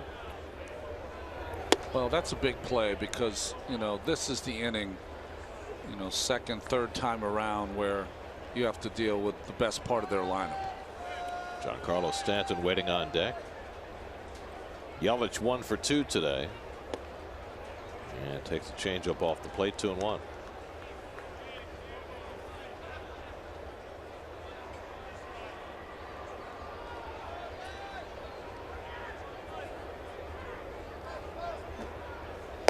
If Keith can get this good results with one session, he should be renting himself out. I mean, if one day of first base instruction can yield what Wilmer has done today. Boy, just missed with that slider. He, I mean, he's worked with Lucas, and didn't he work with Daniel? Daniel Murphy when he was at first base. I think he worked with Lucas more on hitting than on fielding. 3-2 to Yelich. Struck him out. Number 6 for Logan Verrett. Well, he threw him that fastball in early and then came back mostly with sliders. And that's what I talked about. He has the ability, when he's behind in the count or 3-2, you're not always going to get the fastball, and Yelich was fooled. So 2 out and nobody on. I mean, this is far more than Terry Collins could have dreamed of for Verrett. Here we are with 2 out in the 6th, and he doesn't even have a hint of action in the bullpen. Still has to get through Stanton, who's popped up and walked today, 0 for 1. That's but 3 infielders on the left side this time against Stanton. Control's impeccable for any pitcher until Stanton steps in the box, and then you get a little more careful. Maybe that's the judicious way to go about it. And he's behind 3-0. Certainly pitched around him the last time. Well, I think you would pitch around him less if Bohr was on deck. You know, Prado, real good hitter, but he's not a power hitter per se.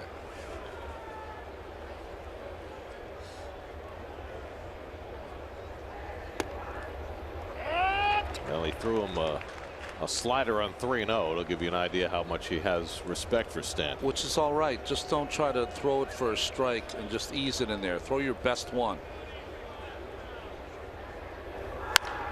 Toward the middle, and that's where Walker's playing. And he throws him out to end the inning. Logan Verrett continues to shine. 6 scoreless. Still no score.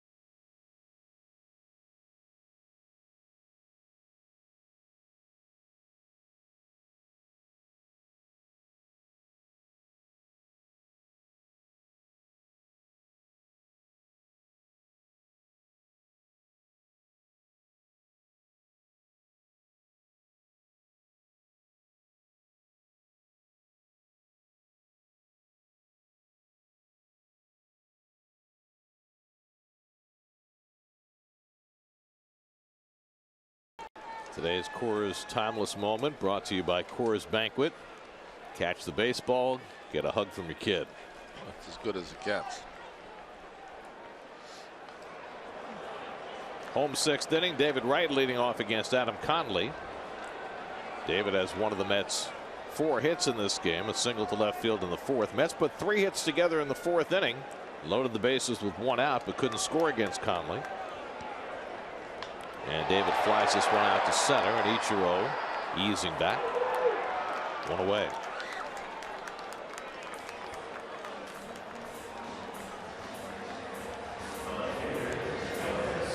Jim Henderson, who had a heavy workload yesterday, is right back up in the Mets bullpen.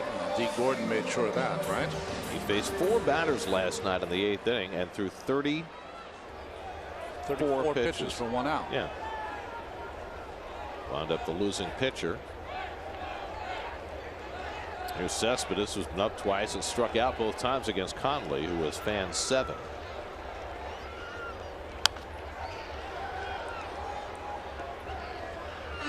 Dustin McGowan is up in the Marlins bullpen. Conley now has thrown 2 changeups to lead off the at-bats, 1 to Wright and now 1 to Cespedes. Cespedes just missed the changeup in his last at-bat. There's another one that's fouled off.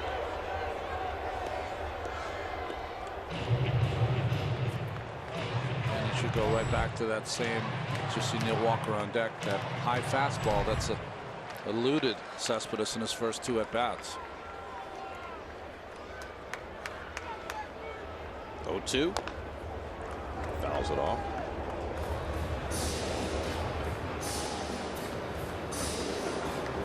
Both these pitchers able to keep their pitch counts down. Verrett 85 pitches through 6. Conley 86 pitches with 1 out in the 6th. Hold foul. Now, while Verrett had thrown only 1 inning in relief this season, Conley had thrown only 1 inning in his start. He gave up a 3 spot in the 1st inning against the Nats. Didn't Murph hit a 3-run triple against them? That's right. It was rained out though. And then they had a rain delay, and he had to leave the game. And Cespedes is down on a fastball for the 3rd time today. That is 8 strikeouts for Conley, matching his career high. Reminds me of a league of their own. He just can't lay off it. Mule. Nag. Credit to young Conley, though. He knows what he's doing. He's going to spots, and he knows when he's ahead of Cespedes to go to that one area. So 2 out and nobody on. And now Neil Walker will try his hand. Walker had a base hit to left field his last time up.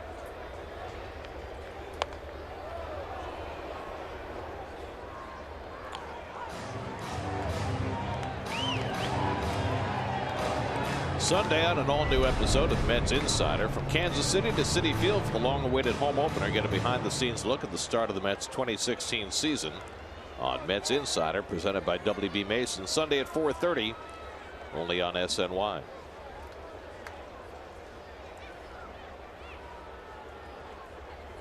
Start of the season is starting to feel like a while ago. Yeah, right. Well, because all the days off, it seems like you should have more like 10 or 12 games under your belt. You know what, though? The Mets are going to Cleveland to play an Indians team that's played only 5 games. Yeah, they've been postponed 2 of the last 3 days, right? They've had 3 rainouts, and they've had the start of 2 other games delayed by rain, so they've been very affected by the weather. They might have the most underrated player in baseball back by this weekend. That's Michael Brantley. Yes. Oh, he might be back this weekend, huh? Maybe. Okay. And more likely Lonnie Chisenhall, who's also been on the disabled list. But you know who's been filling their spots? Marlon Byrd right. and Juan Uribe.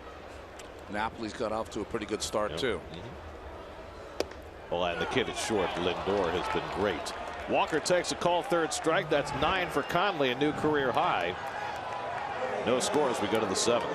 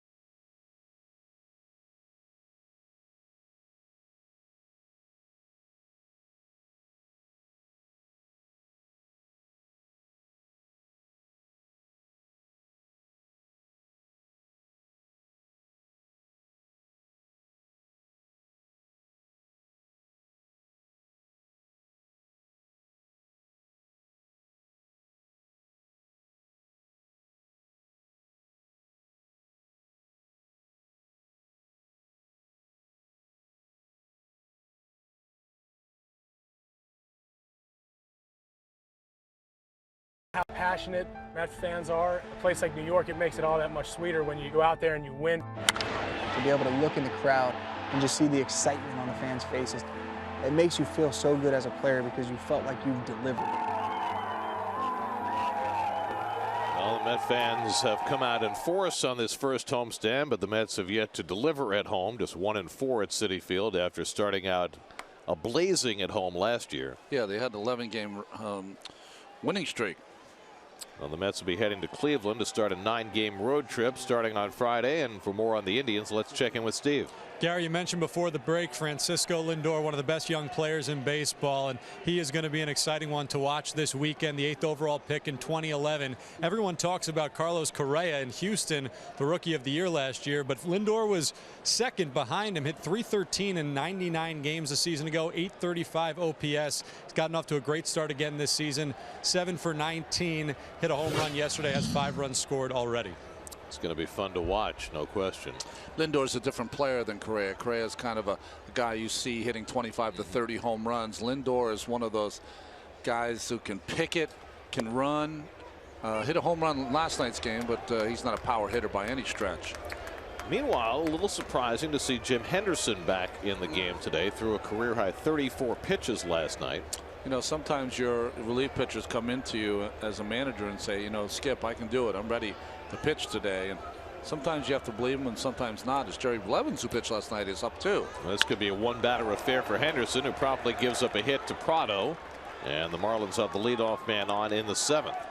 Well, you got Justin Bour, the left-hand hitter, coming up. So let's see how Terry plays this with Blevins up in the bullpen.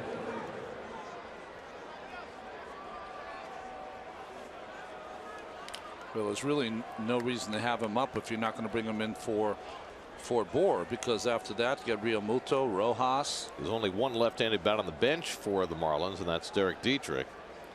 So it looks like Henderson's staying in to face Bour, who struck out twice against Logan Verrett, who was just tremendous today in his first start of the season. Went 6 scoreless, allowed 3 hits, 2 walks, 6 strikeouts. And Bour takes up and away ball 1. The difficulty with a guy like Henderson is he wants so badly to pitch. You're almost afraid that he's not going to be 100% honest if he's a little stiff today. Yeah, because he spent the year in AAA, was hurt, and he's just so excited to be back in the big leagues. And that's where the manager comes in. You've got to be able to discern. I mean, if I were a manager, I would have a choice, Gary, as you see the big shift here on Bour, that if he throw over 30 pitches as a reliever, you're not pitching the next day. Simple as that. I don't care who you are. Well, he's behind on Bour now, 2-0, and now 3-0.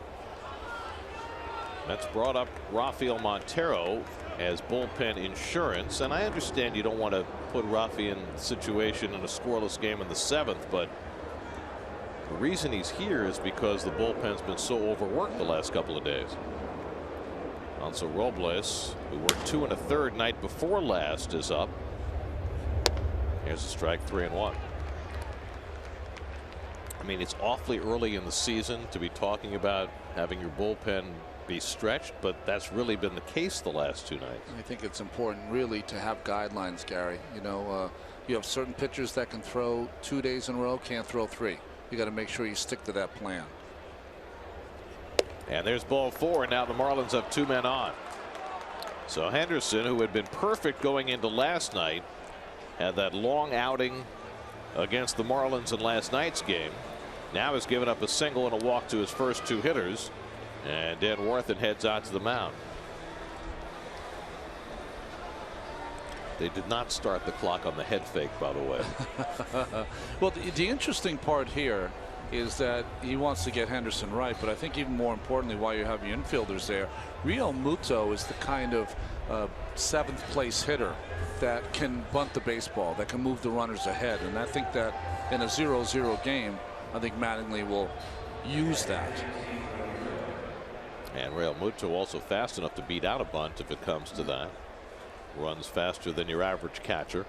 He's been up twice and grounded to short both times. Mets would take one of those right now, get a chance for a double play, but they will certainly be looking for the bunt. You got the 8-hitter Miguel Rojas on deck, and then the pitcher's spot.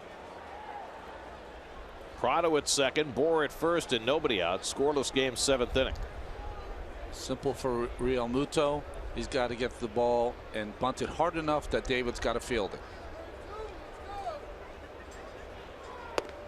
And he lays off and takes ball 1. Well, defense for the Mets. C. Cabrera is just really trying to keep the runner close at second. Walker's going to be leaning towards first to cover.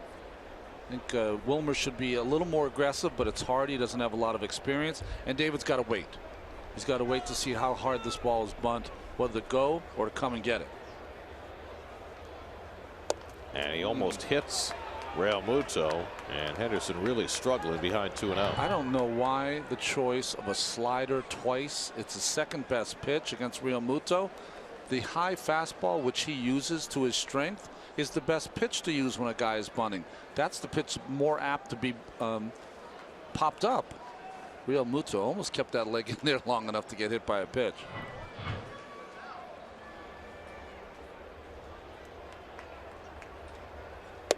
And now 3-0 to Real Muto. Well, to me, this is just simply a case of a guy who threw 34 pitches tonight, and you're trying to get something from him the next day. There's nothing there to get. And Ronnie, that last pitch was an 89-mile-an-hour fastball, and this is a guy who was throwing 97 last week. My feeling, you can't do it. Taking all the way, 3-1.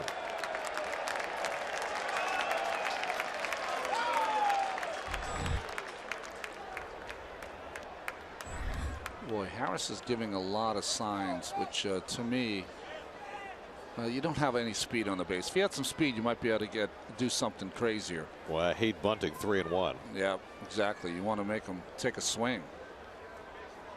And he's ready to swing and fouls it back. A high 89-mile-an-hour fastball there. That's might have caught a break, and now it's a full count to Real Muto. Yeah, that was the right play. I think just for Real Muto, that might have been out of the strike zone. Ronnie Harris, the former Met, coaching third for the Marlins. Well, Henderson could sure use a hard ground ball right at somebody.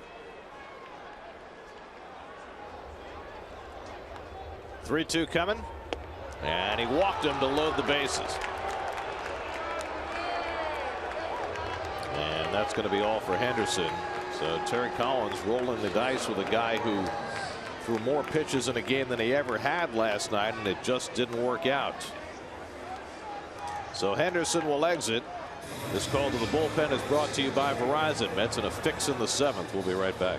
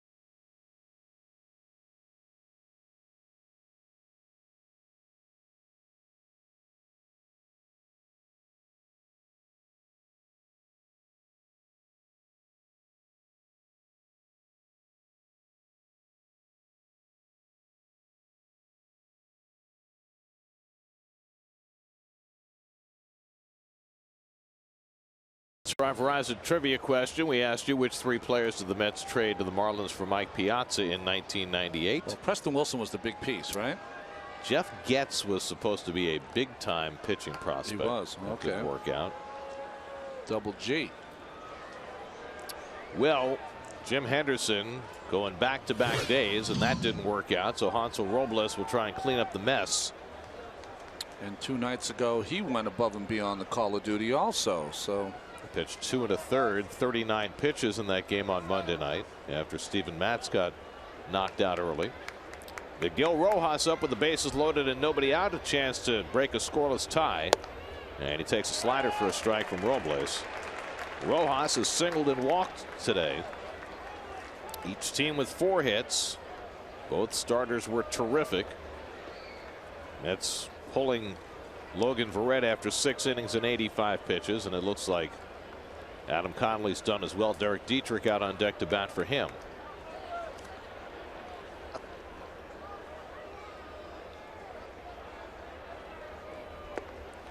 Well, Plawecki stops the slider, and it's 1-1. Good job by Plawecki. What you'd like to see here is a ball to David Wilmer or the pitcher where you have a chance to come home to first. But the Mets are playing up the middle with their veteran double play tandem for a double play, which will allow a run to score. Yeah, I think you have to do that at this point because you don't want the 2 or 3 run inning. Last time I looked, if you don't score, you don't win anyway. So got to score at some point. 1-1 to Rojas. And he got it done on the fists. And Robles gets ahead 1-2. Good pitch by Hansel. Hansel's another guy now. The catcher might be sitting on the outside corner. That has no relation to where the ball might be. That's that ball, when it leaves his hand, he's a 3/4 pitcher too. Runs up and in on Rojas, tying them up.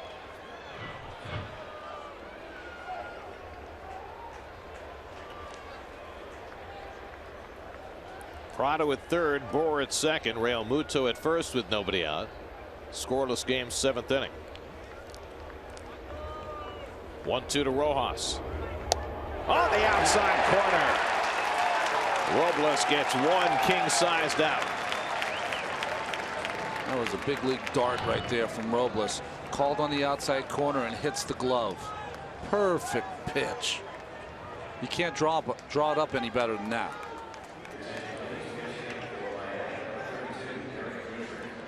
When you throw 3/4 like that, you have to hold on to that ball a little longer to make sure you get it on that outside corner. And perfect mechanics from Robles. So now Derek Dietrich will pinch hit. Dietrich played third base last night, went 2 for 3. Now Jerry Blevins is up, but if you bring him in, then you probably get Marcell Ozuna or Chris Johnson to pinch hit from the right side. And I think Terry would prefer this matchup with Robles. Dustin McGowan up in the Marlins bullpen as Dietrich bats for Adam Conley. And he takes away for ball 1. It's a good matchup for the Marlins, though. Dietrich last night did a nice job against Syndergaard. Hit that changeup for a base hit to tie up the game. There's Blevins. You got 2 more left-hand hitters, actually 3 more after Dietrich with Gordon, Ichiro, and Yelich. And now Robles behind on Dietrich, 2-0. So you know Gordon's going to take the at bat. Ichiro probably not. If Blevins is in the game, sorry.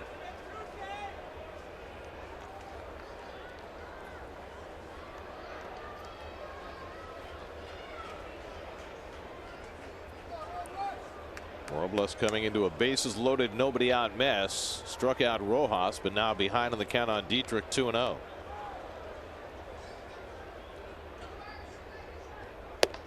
And he takes a fastball for a strike. Borderline call, 2-1. Mike Everett behind the plate. Close pitches have gone the Mets' way. Inside setup, ball on the outside corner. Again, usually you don't get that call from an umpire when you don't hit your spot, but Everett gave it to Robles. Everett, veteran umpire, crew chief on this unit. 2-1 from Robles, and he throws one by Dietrich, and it's 2-2.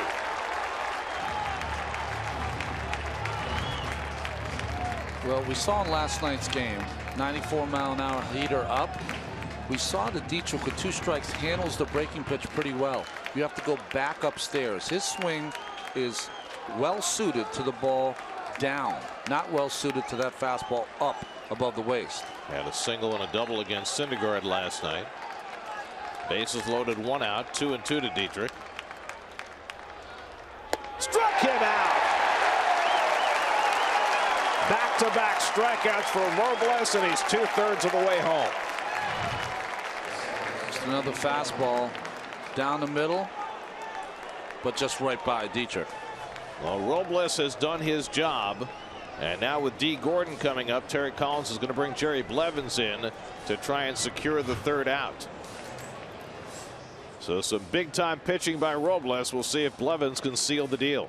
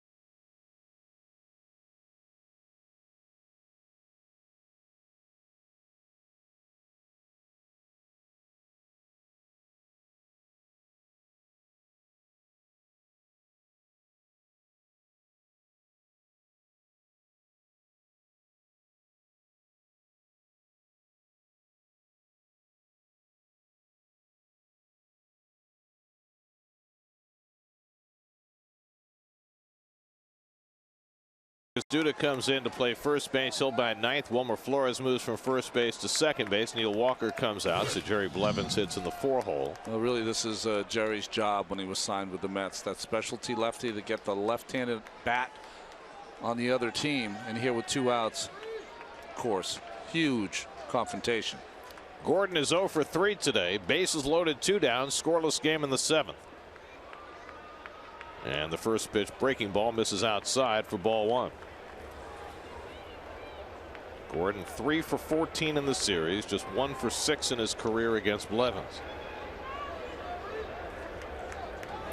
Blevins came in last night with the bases loaded.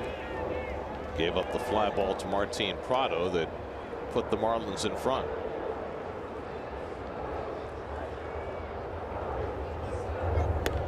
And Gordon takes it inside, 2-0.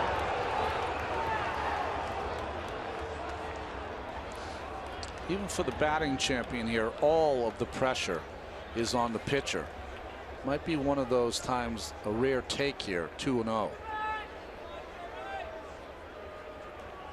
Robles fell behind Dietrich 2-0, came back to get him. But Blevins does not get that strike on 2-0 that Robles got, and now he's a pitch away from forcing in the first run of the game. So some heavy lifting to do for Blevins. Robles was not happy that he was taken out. He thought he was going to get Gordon. But Blevins brought in to do the job.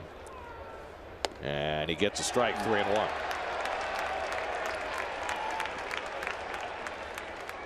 Well, this is one of those rare times in baseball. Blevins knows he's going to throw a fastball. Gordon knows he's got to throw one here. Almost you got to trust that your fielders, and Gordon's going to hit it to someone. 3-1 coming, and he flies one down the right field line, hooking toward the corner, and that ball is foul, but not by much. Hit off the facing of the second deck, but foul by about 10-15 feet.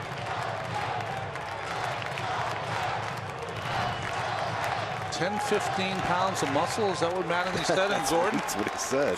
Gee. The hospital for special surgery, almost needed special surgery.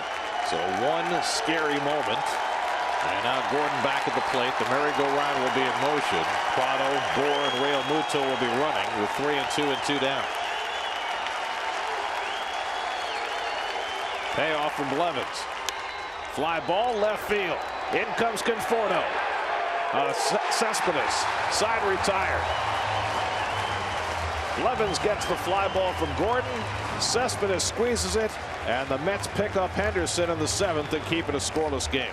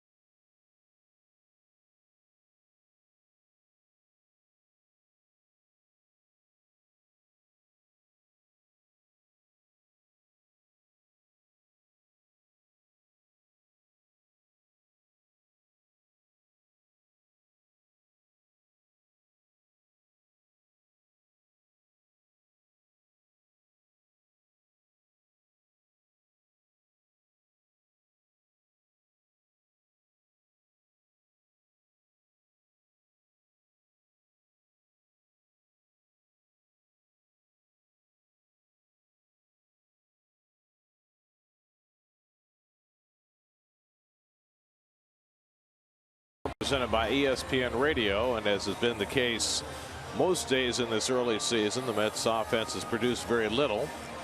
Their bullpen, though, somehow was able to wiggle out of trouble in the top of the 7th to keep it a scoreless game. And so the Mets will come up in the bottom of the 7th now against the Marlins bullpen. Dustin McGowan. Well, really impressed with Dustin on Monday night's game. A couple of strikeouts and working the 7th inning. He was the guy that came up with the Toronto Blue Jays throwing 100 miles an hour. Well, he hasn't lost much. On Monday night, he was throwing 95, 96 miles an hour as Jerry Blevins just gets out of that 7th inning. Blevins surviving the foul grand slam hit by D. Gordon and gets him on the fly ball. Chris Narveson stays ready in the Miami bullpen.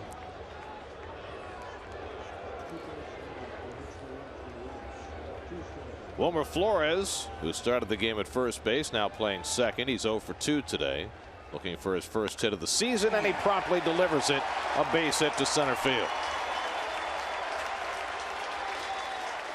Well, nice going by Wilmer. Seen him very aggressive when he's come up the pinch hit. Kept that attitude here beginning the 7th inning. Line drive, gets on top of that fastball that was upstairs. Kind of a two-seamer though from McGowan that never sunk straight. These games are all the same, Ronnie. I know. The day games where nobody does anything against the starters for 6 innings, the bullpens come in and all of a sudden there's trouble galore. And then the starters, the game is crisp for them as they mow down hitter after hitter.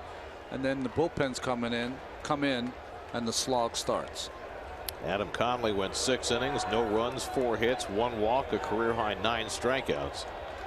Yeah, he was really impressive.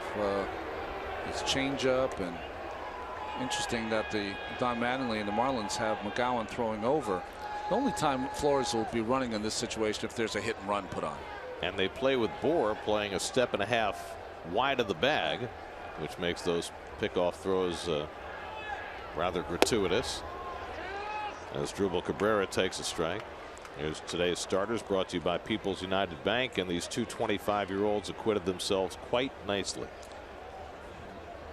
Outstanding. And for Verrett, only pitching 1 inning since they've left camp. We talked about Steven Matz had a hard time, maintaining his control. Logan did not.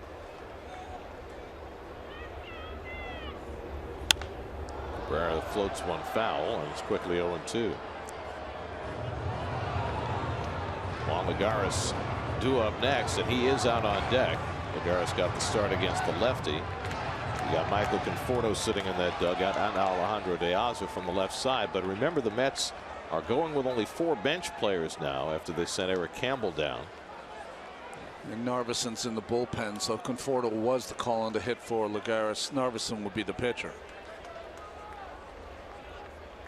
0-2 to Cabrera, and the breaking ball foul.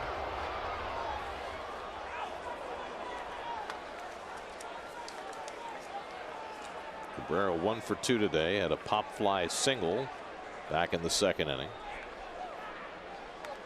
Cabrera 3 for 5 lifetime off Dustin McGowan.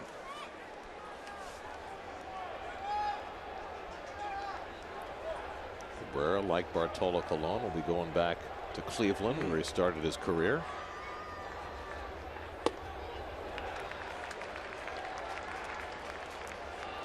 His first couple of years in the big leagues, as Drupal Cabrera put up some hefty numbers. He sustained some injuries to his legs that are very difficult. They change your game if you're a middle infielder. Two-time All-Star, won a Silver Slugger while playing for Cleveland back in 2011. Fouls one at the plate.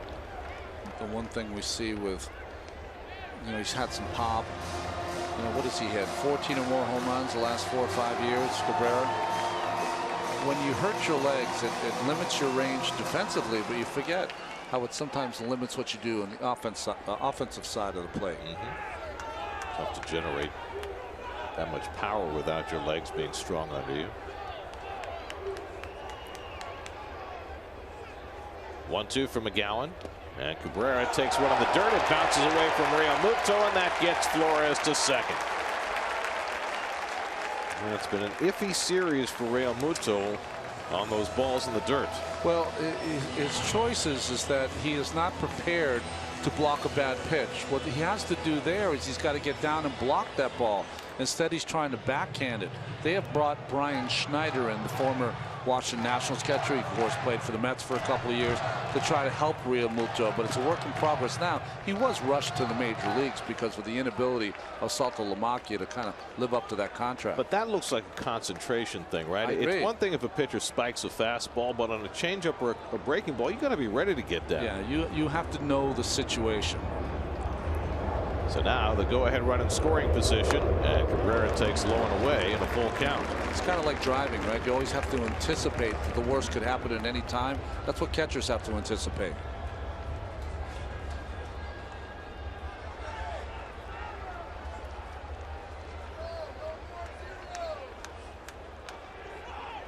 Shortstop Rojas staying close to Flores at second. 3-2 to Cabrera with nobody out, and as Drupal pops one foul.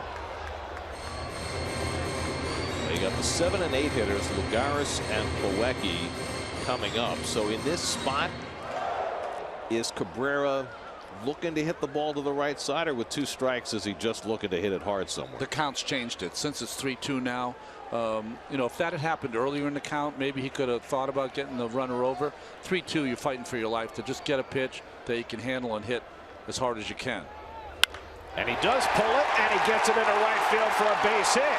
Flores will be held at third against the arm of Stanton, and the Mets have runners at the corners with nobody out. Nice at bat by Asdrubal. He fell behind 0-2. He worked it full, and he drills one into right field. The 3-1 pitch he swung at was high, and he didn't get on top of it as he fouled it back. He got the same pitch, but this time watch his top hand. He gets on top of that baseball, not under it. And that's what resulted in the line drive. Wilmer had to freeze because of the line drive. And I know it wasn't at anybody, but as a base runner, you're taught what? Line drive, freeze, and then go. Always. So now 1st and 3rd and nobody out. A scoreless game in the bottom of the 7th. The Marlins are going to play their middle infielders halfway with Juan Lagares at the plate. Lagares is 0 for 2. And he grounds one back to the mound. They check the runner. The low throw is dug out by Bohr. And the Mets wind up with runners at 2nd and 3rd. Well, McGowan, I don't know why he didn't go to second base. But he took the time to check Flores, and that left him merely with the play at first. What you have to do on that play when it comes back to you, you look at the base runner when he looked to the right, but then turn around and throw the ball to second base. Because even if you don't turn to, you still have the double play option. Now they don't. So now the Marlins are going to have to bring their infield in. You've got Plawecki at the plate. First base is open, but Lucas Duda is standing on deck in the 9-hole after coming in a double switch. So this is the guy the Marlins have to go after. Plawecki has struck out and walked 0 for 1. Flores at 3rd, Cabrera at 2nd, and 1 out.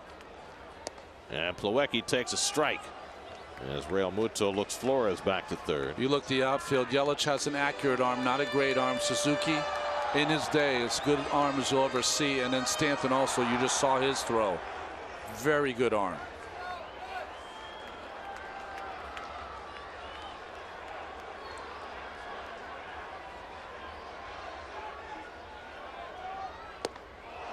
And Plawecki waving at the slider, and it's 0-2. Well, we saw McGowan on the first night have a razor blade and throw 95. He doesn't have that same stuff today. That was a hanging slider that Plawecki missed. Well, earlier in the inning, he got ahead on Cabrera 0-2. And Cabrera worked his way back into the count. See what Plawecki can do here. Needs to make contact with that lead run at 3rd. And he takes one at his feet, 1-2. You would think that would be a show pitch to try to get him off the plate to go back to that slider away. Needs a strikeout. That's a strikeout pitch.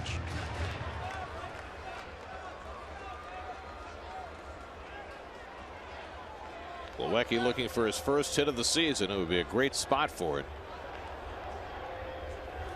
And he lines one the other way. Foul.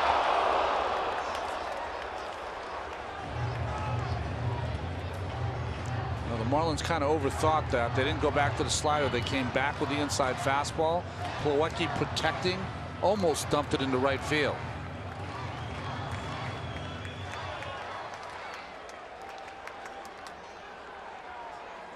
Can't catch them all.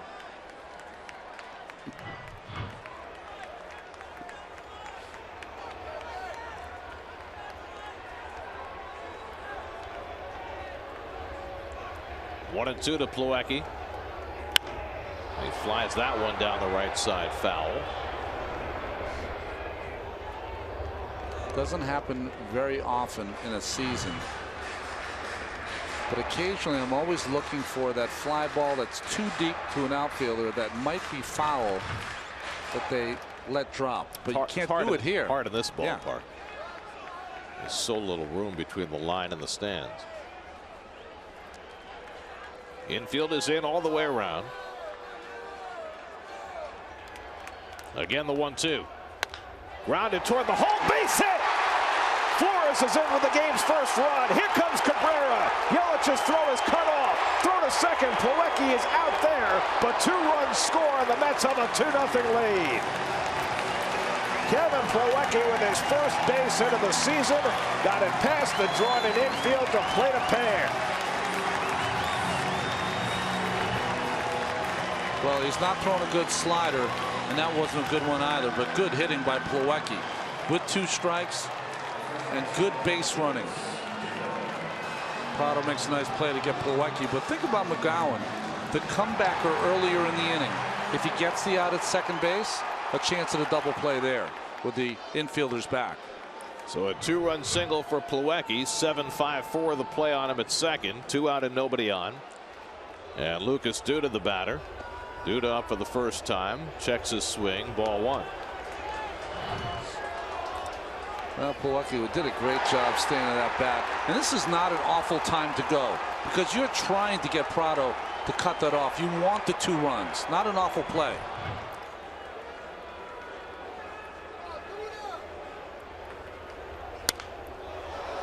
Duda had the first part of the day off with the left-hander starting. Went 1 for 4 last night and drove in the Mets' only run in a 2-1 loss. Now the Mets able to break the ice here in the 7th against McGowan after being held in check for the first 6 innings by Adam Conley. There's a shift again on Duda, and they've moved Prado over on the right side. Fastball catches the corner. 1-2 to Duda. It's almost like a defense in football. There's a different formation for every count to Lucas Duda. Your nickel package, your dime package. Right. And he's able to hold the swing again. That's 2-2. Well, the Mets bullpen got in big time trouble in the top of the inning as Henderson allowed a walk, 2 walks and a hit, but they were able to squirm out of it with Robles and Blevins. The Marlins not quite as fortunate in the bottom of the inning. And Duda pops one down the line, and that'll go foul. So the interesting thing about veteran relievers in your bullpen, both for McGowan and for Henderson, is that they had great stuff on their initial night, but can they come back out, Henderson's case, on the 2 days in a row and do it again? Henderson wasn't able to. He was half the pitcher he was in last night's game, and McGowan doesn't look as sharp as he did on Monday night.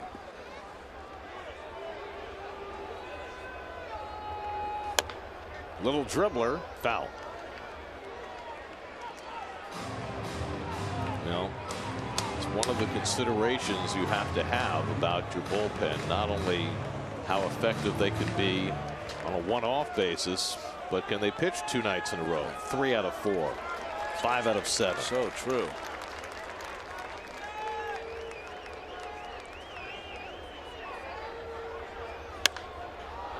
Almost to me, Gary, do you have a guy who can make adjustments just like a starting pitcher? Doesn't have his best stuff. What can you do to just get the outs? You know, these guys rely so much on how hard they throw. So if it backs up like it did for Henderson, 5 miles an hour like it did today, what other weapons does he have to get people out? I don't know if his slider is that weapon yet. Well, it's that delicate balance, right? You lucked out the young arms in your bullpen because they can throw hard and maybe can go multiple days in a row. You hope that your older pitchers are the guys who can make those adjustments if they don't have their best stuff. In this case, neither Henderson nor McGowan has been able to do that. Like Robles can keep his stuff day after day after day. 9th pitch of the at bat to Duda, and he dribbles that one. Real Muto should have a play. And that retires the side, but not before the Mets grab the lead in the bottom of the 7th inning. Wilmer Flores gets us started with a base hit. And Kevin Pilecki cashes a pair. 2-0 Mets going to the 8th.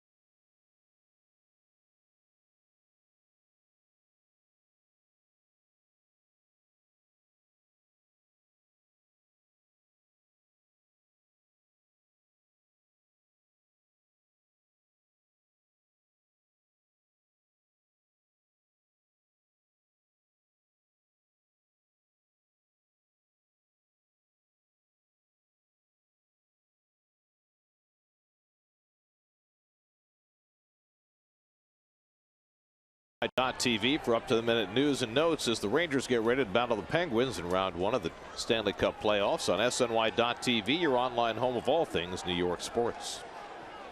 Penguins, one of the hottest teams in the NHL, so the Rangers are going to have to be up for that. Ichiro Suzuki leads off the 8th inning. Mets now with a 2-0 lead. Jerry Blevins, who got the final out in the 7th, stays on with 2 left-hand hitters due to start the 8th. Blevins faced D. Gordon with the bases loaded and 2 out. Fell behind him 3-0. Gave up a shot off the second deck in right field that went foul by about 10 feet, and then got Gordon out on a fly ball to left.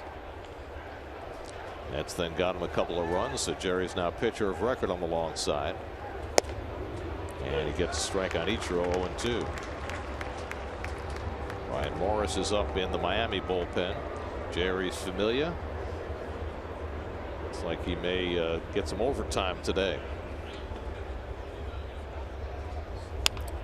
Curveball bounced foul. I think the game plan for Terry here is to have Blevins get the 2 left-hand hitters, Suzuki and Yelich. Yes. And then bring in Familia to face Stanton. It is. Familia's been in the game the last 2 nights. Both cases the Mets were behind. A rarity for him. But that's the nature of how the Mets bullpen's been torn up the last couple of days. You know, it's amazing the impact that one early exit by a starter can have on the entire bullpen. Well, that's why, you know, you want your starters. You know, one of the strengths of a starting pitcher is the ability to make the post every time it's your turn, because when you don't, it throws everything into disarray. And when Matz got knocked out in the 2nd inning Monday night, disarray is what followed. Suzuki pops the curveball foul. 69-mile-an-hour hook from Jerry Blevins. Ichiro's got the most hits of anyone who really doesn't want to be in the batter's box. I love watching him hit because it's unique. He's always had that hit start to first base. He's got good numbers against Blevins, 7 for 19 in his career. Faced each other a lot in the American League West when Blevins was in Oakland and Ichiro in Seattle. Those foam blocks that all people in the gym use now to stretch out. Ichiro bought that from Japan, and he has a workout for about an hour where he gets stretched out before every game.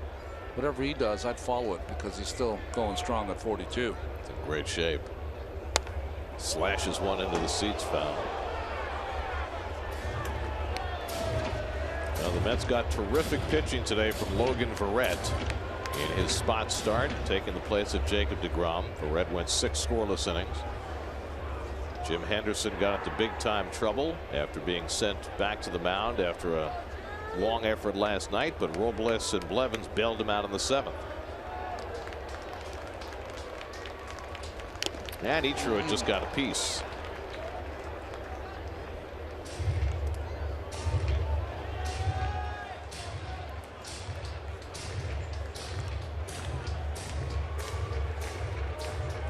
Looking at Suzuki's numbers on the board, career versus lefties. You see that, Gary? 328. That's how you get nearly 3,000 hits. Right.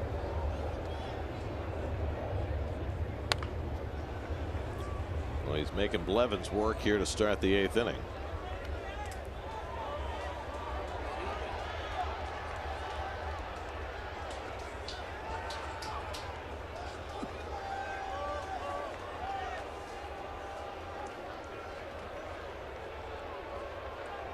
See, the light stanchions might play a part in this game as it goes along. About 20 minutes maybe away. 10th pitch of the at bat from Blevins, and Ichiro flies this one along the line. Cespedes over and jumping against the sidewall and into the stands. Doesn't get the baseball, but makes a bunch of friends. That was quite the long jump by Uranus. Everybody's okay in there.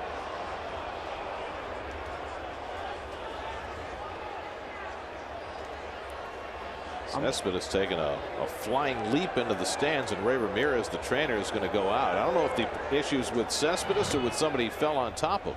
It looked really at first as though he was going to get there and reach in, and then decide at the last minute, okay, I'm going to jump in. And he knees one patron right in the stomach. See how he got him there? Yep. Almost like whiplash for that young man.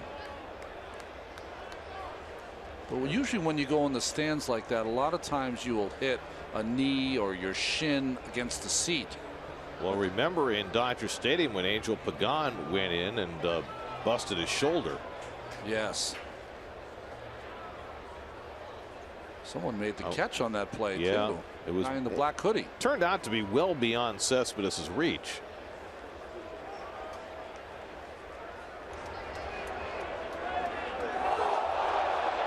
I mean, you just did not expect that to happen.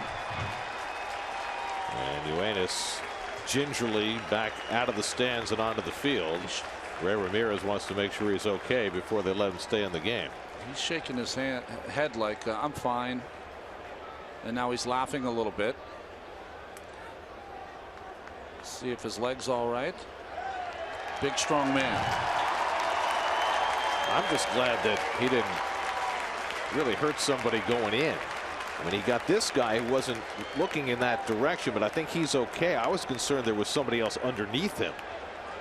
The guy's phone's gonna blow up. Dude, you just got ran over by Cespedes. It's like getting hit by a truck.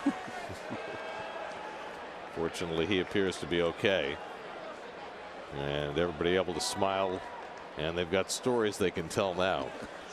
You can put up as much protective netting as you want. You can't legislate against that. No. But, you know, we've been talking about that since this ballpark opened, those low sidewalls along the lines and the dangers they present. This is another play for Cespedes, this one in the ballpark.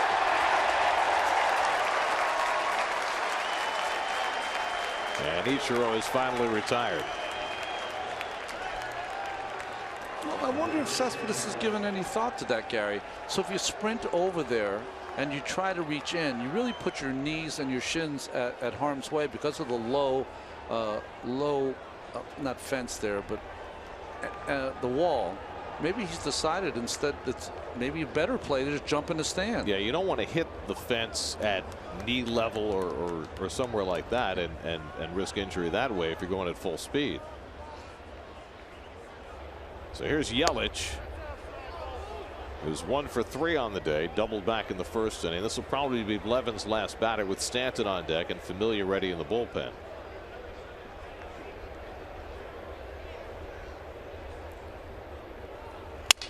Broken bat. Flores has trouble on the backhand and it goes into center field. So Yelich is aboard. And Stanton will come to the plate as the tying run. Let's check in with Jonas Schwartz in the studio for another game break brought to you by the New York State Department of Health.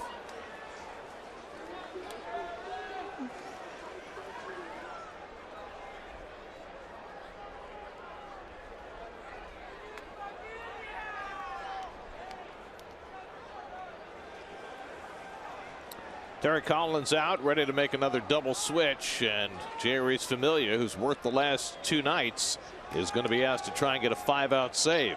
Mets up 2-0 in the 8th with Stanton coming up. We'll be right back.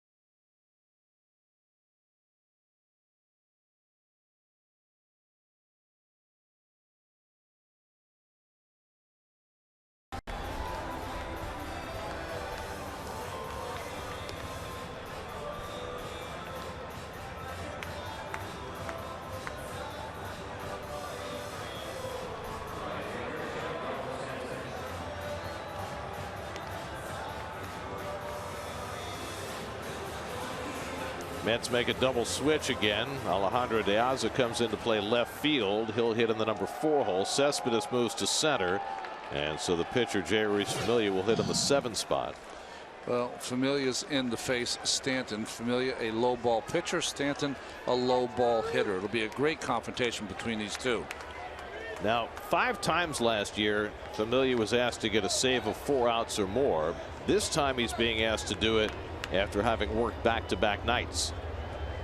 Stanton 0 for 2 and a walk today, tying run at the plate in a 2-0 game, and he takes a fastball for a strike. It would really help this situation if Blevins could have retired Yelich, because then he can just go right after Stanton. Can't beat you or tie you. See, Familia's had the upper hand on Stanton, who's just 1 for 8 against him. Yelich broke his bat, but was able to skim it past the backhand of Flores for a hit. There's the slider from Familia for a strike, and it's 0-2. A little give in there. Wobbly front leg by Mr. Stanton on the breaking ball. Jelly leg.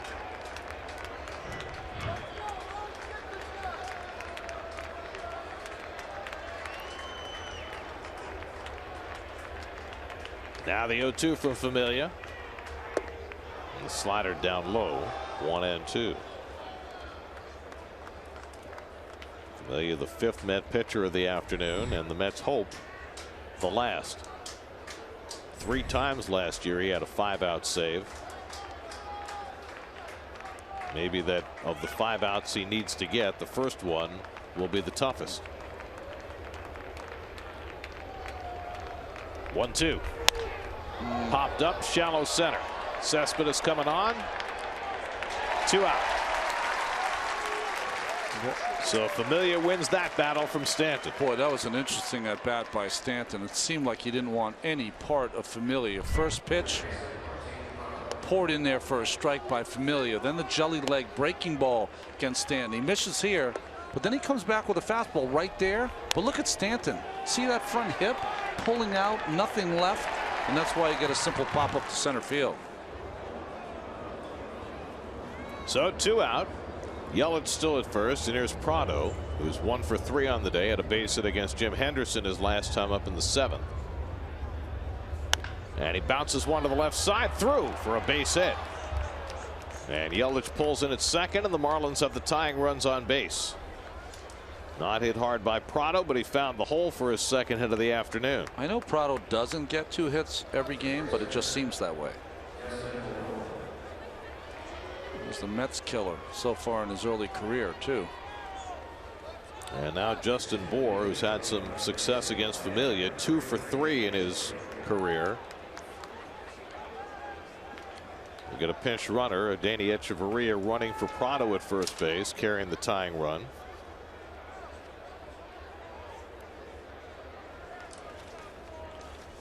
Brian Morris in the bullpen for the Marlins. So now Bour, who's struck out twice and walked today, 0 for 2. Tying runs on base with 2 down. 2-0 Mets 8th inning. And Bour takes low and in for ball 1. Last 9 games at Citi Field, .357 average for Bour with 3 home runs. Yelich at second, Echeverria the pinch runner, representing the tying run at first.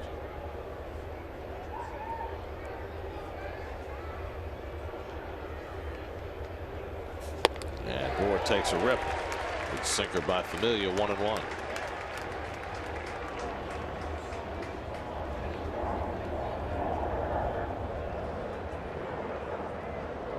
Seems as though everybody in that bullpen is being asked to do a little bit extra in this series. Mets trying desperately to snap a 4-game losing streak.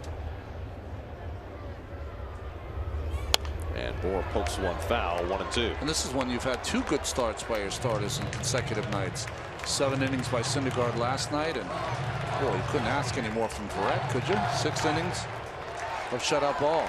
Well, the saving grace is the Mets have an off day tomorrow before they start their series in Cleveland on Friday night.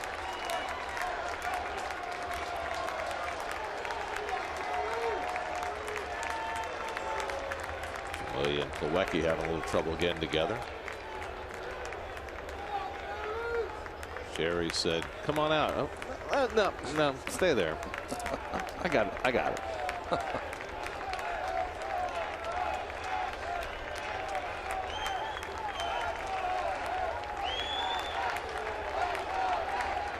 He's ahead on Bohr, 1-2.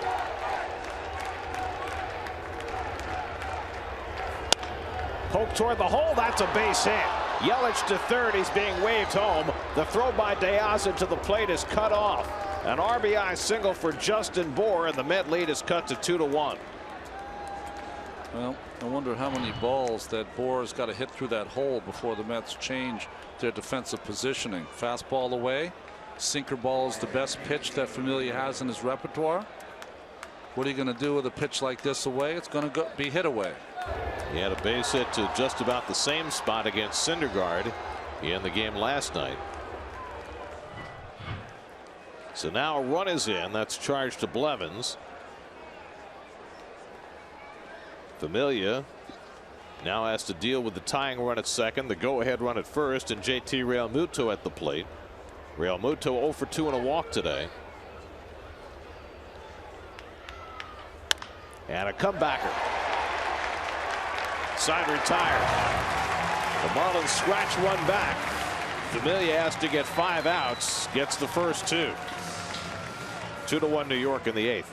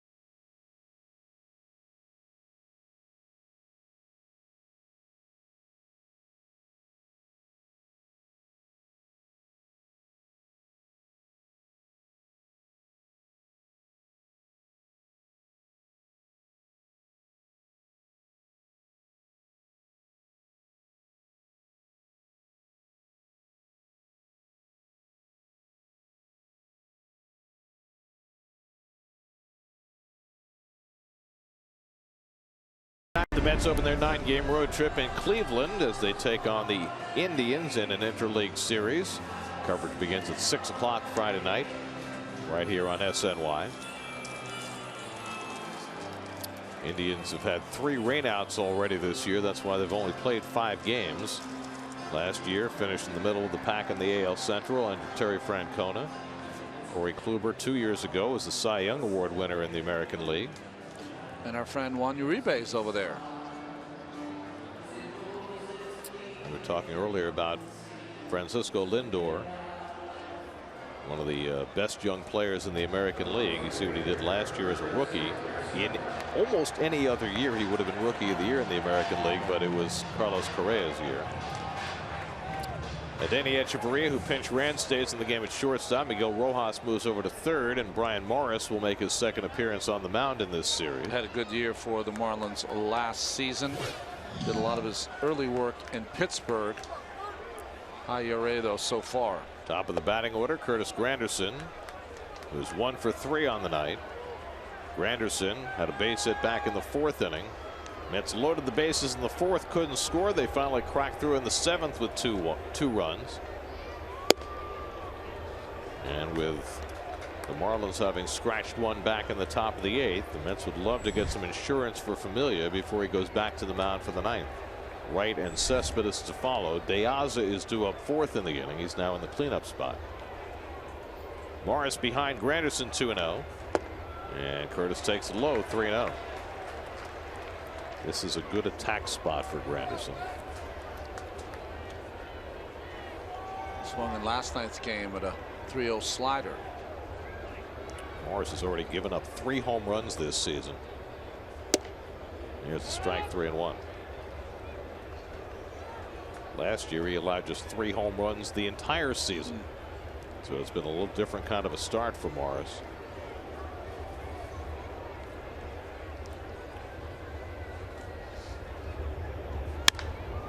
And Granderson pops one to shallow left. Who's going to get it? And Yelich sliding and makes a terrific catch. Christian Yelich had to come a long way.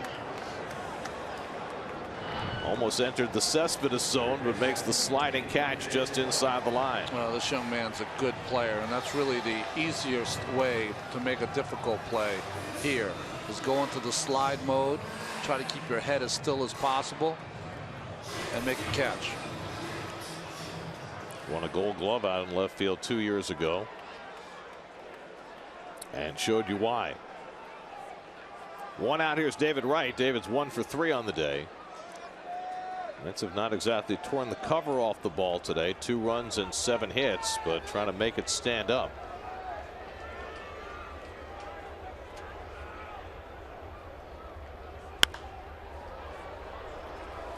David, the last few games, I know he's got a lot of hits. 4 hits in 2 games against Philadelphia. And then here in the first game of the series, he's swinging very aggressively at that first pitch.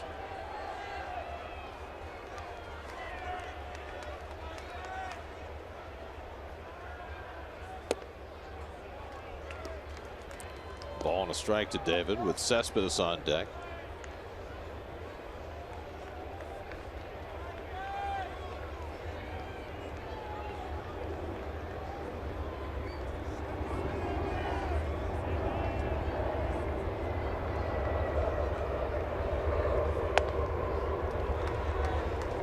Keeping it down 2-1.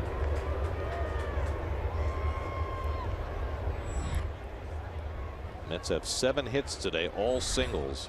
This is the Mets' 8th game this year. They have a total of 10 extra base hits. Started the day with a .249 team slugging percentage. And there's ball 3. Trevor Story probably has 10 extra base hits on his own, right? Tyler White. Trevor Story had a different kind of night last night. 0 for 4 with 3 strikeouts. Those are going to happen. You can't be the lead story every day. And that's up and away, ball 4. And Wright is on with a walk. So the Mets have a 1-out base runner with Cespedes coming up. Interesting to watch Cespedes walk. He's got a little bit of a limp. Well, he went flying into the stands along the left field line. Came out and was able to stay in the game. He's had a rough day at the plate, up 3 times against Adam Conley, and he struck out all 3.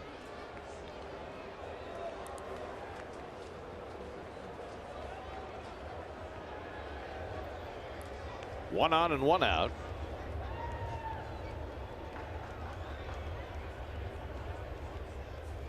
And Cespedes in full attack mode. Took his home run cut on the first pitch by Morris.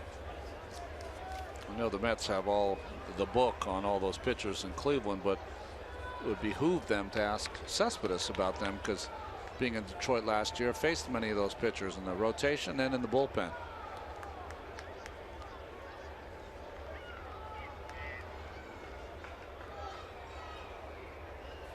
And he's hit by the pitch. So after taking a hit going into the stands, he now takes a baseball. And he's not too happy about it. You know, it's interesting. Fans at home always ask me, you know, this wasn't intentional. Why did he get angry? I'll tell you why he got angry. He hit him right on the number, which means it hit you right in the ribs. That hurts. Also, he just went into the stands. He's still smarting from that. Yeah. And it just makes you angry. Yeah, it's been a painful afternoon for Cespedes.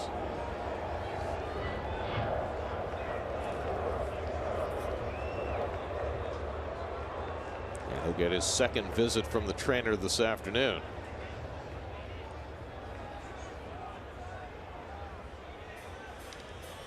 Once again reassures Ray Ramirez he's okay. And now the Mets have 2 men on, and Alejandro De Aza coming up.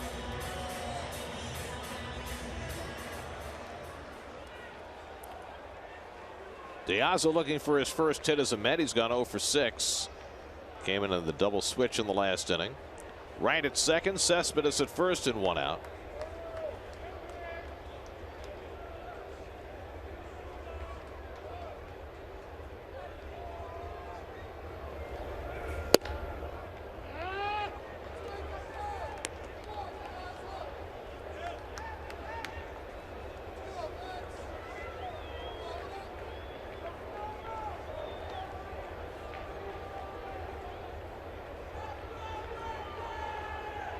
Brian Morris has walked a batter, hit a batter.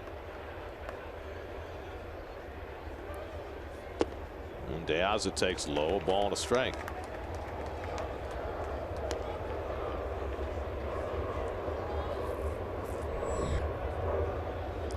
Wilmer Flores waiting on deck.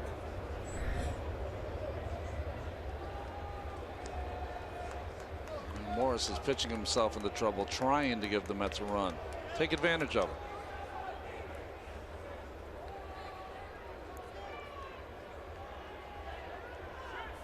And De Aza lines it right to Gordon. The backhand flip for the double play. Side retired. Wright gets doubled off second on the line drive. And the Mets are turned aside in the bottom of the 8th. Familia goes back to the mound for the 9th, trying to protect a 2-1 lead.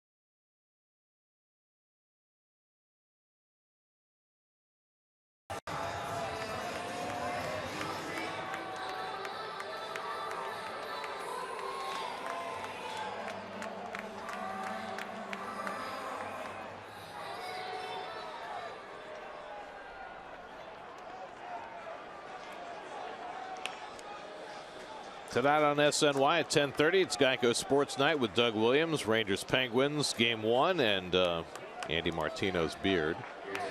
Gives him a little more of that hipster look, professor look. Danny Espinosa's beard is now gone from the Washington National scoreboard. That was an executive decision from Mike Rizzo, but Martino's beard lives on. 9th inning, Miguel Rojas leads off. Excuse me, Marcelo Zuna batting for Rojas. Ozuna started the first 2 games of the series, went 3 for 11, including a home run. Batting here in a 1-run game against Familia in the 9th. And he takes a strike, 1-1.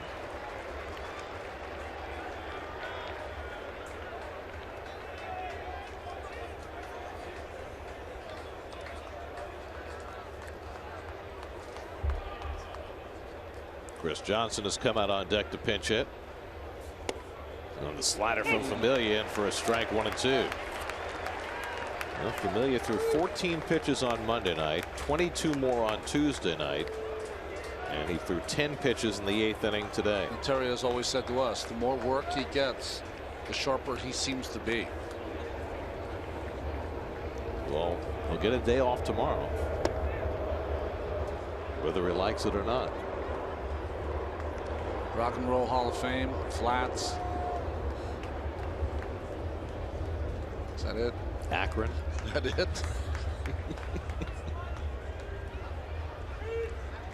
LeBron.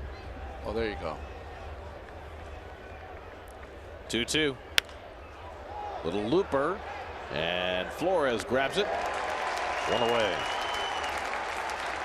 Let's check in with the studio, see what's coming up on WB Mason Postgame Live. Gary Apple, Nelson Figueroa, take it away.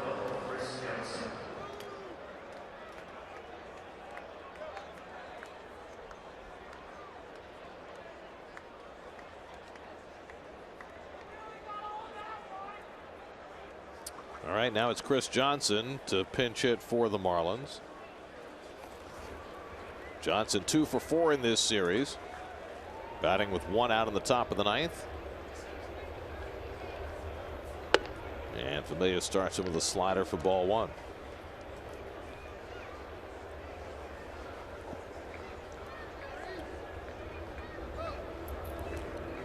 D. Gordon waits on deck. Familia asked to get a 5-out save. He's gotten 3.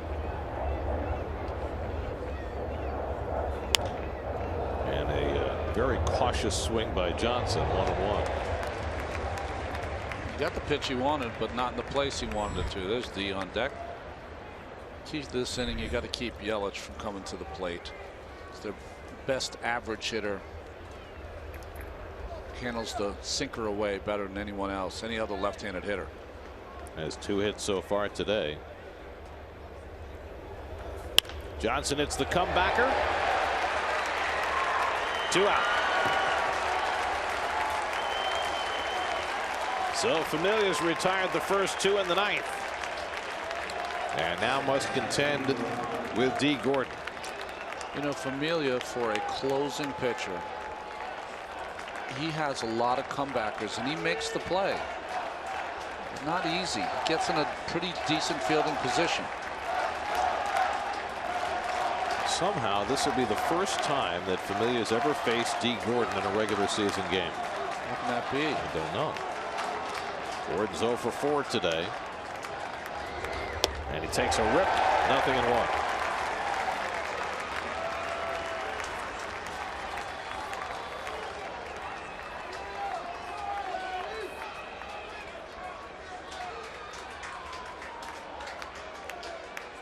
Familia working overtime on a Wednesday afternoon.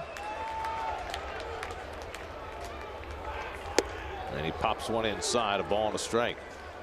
You see the control of Familia coming back. Purpose with every pitch. A ball called inside by Milwaukee hit his spot. If you're going to miss off the plate. Ichiro Suzuki would be next. Familia trying to end it with Gordon. And now the Marlins are down to their final strike.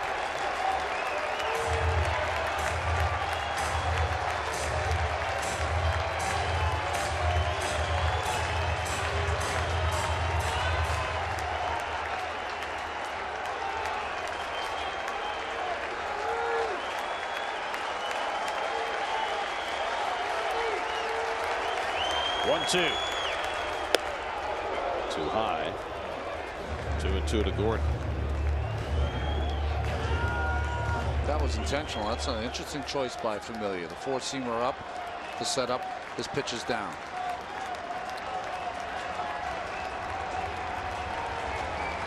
Two out and nobody on. 2-2 to D. Gordon.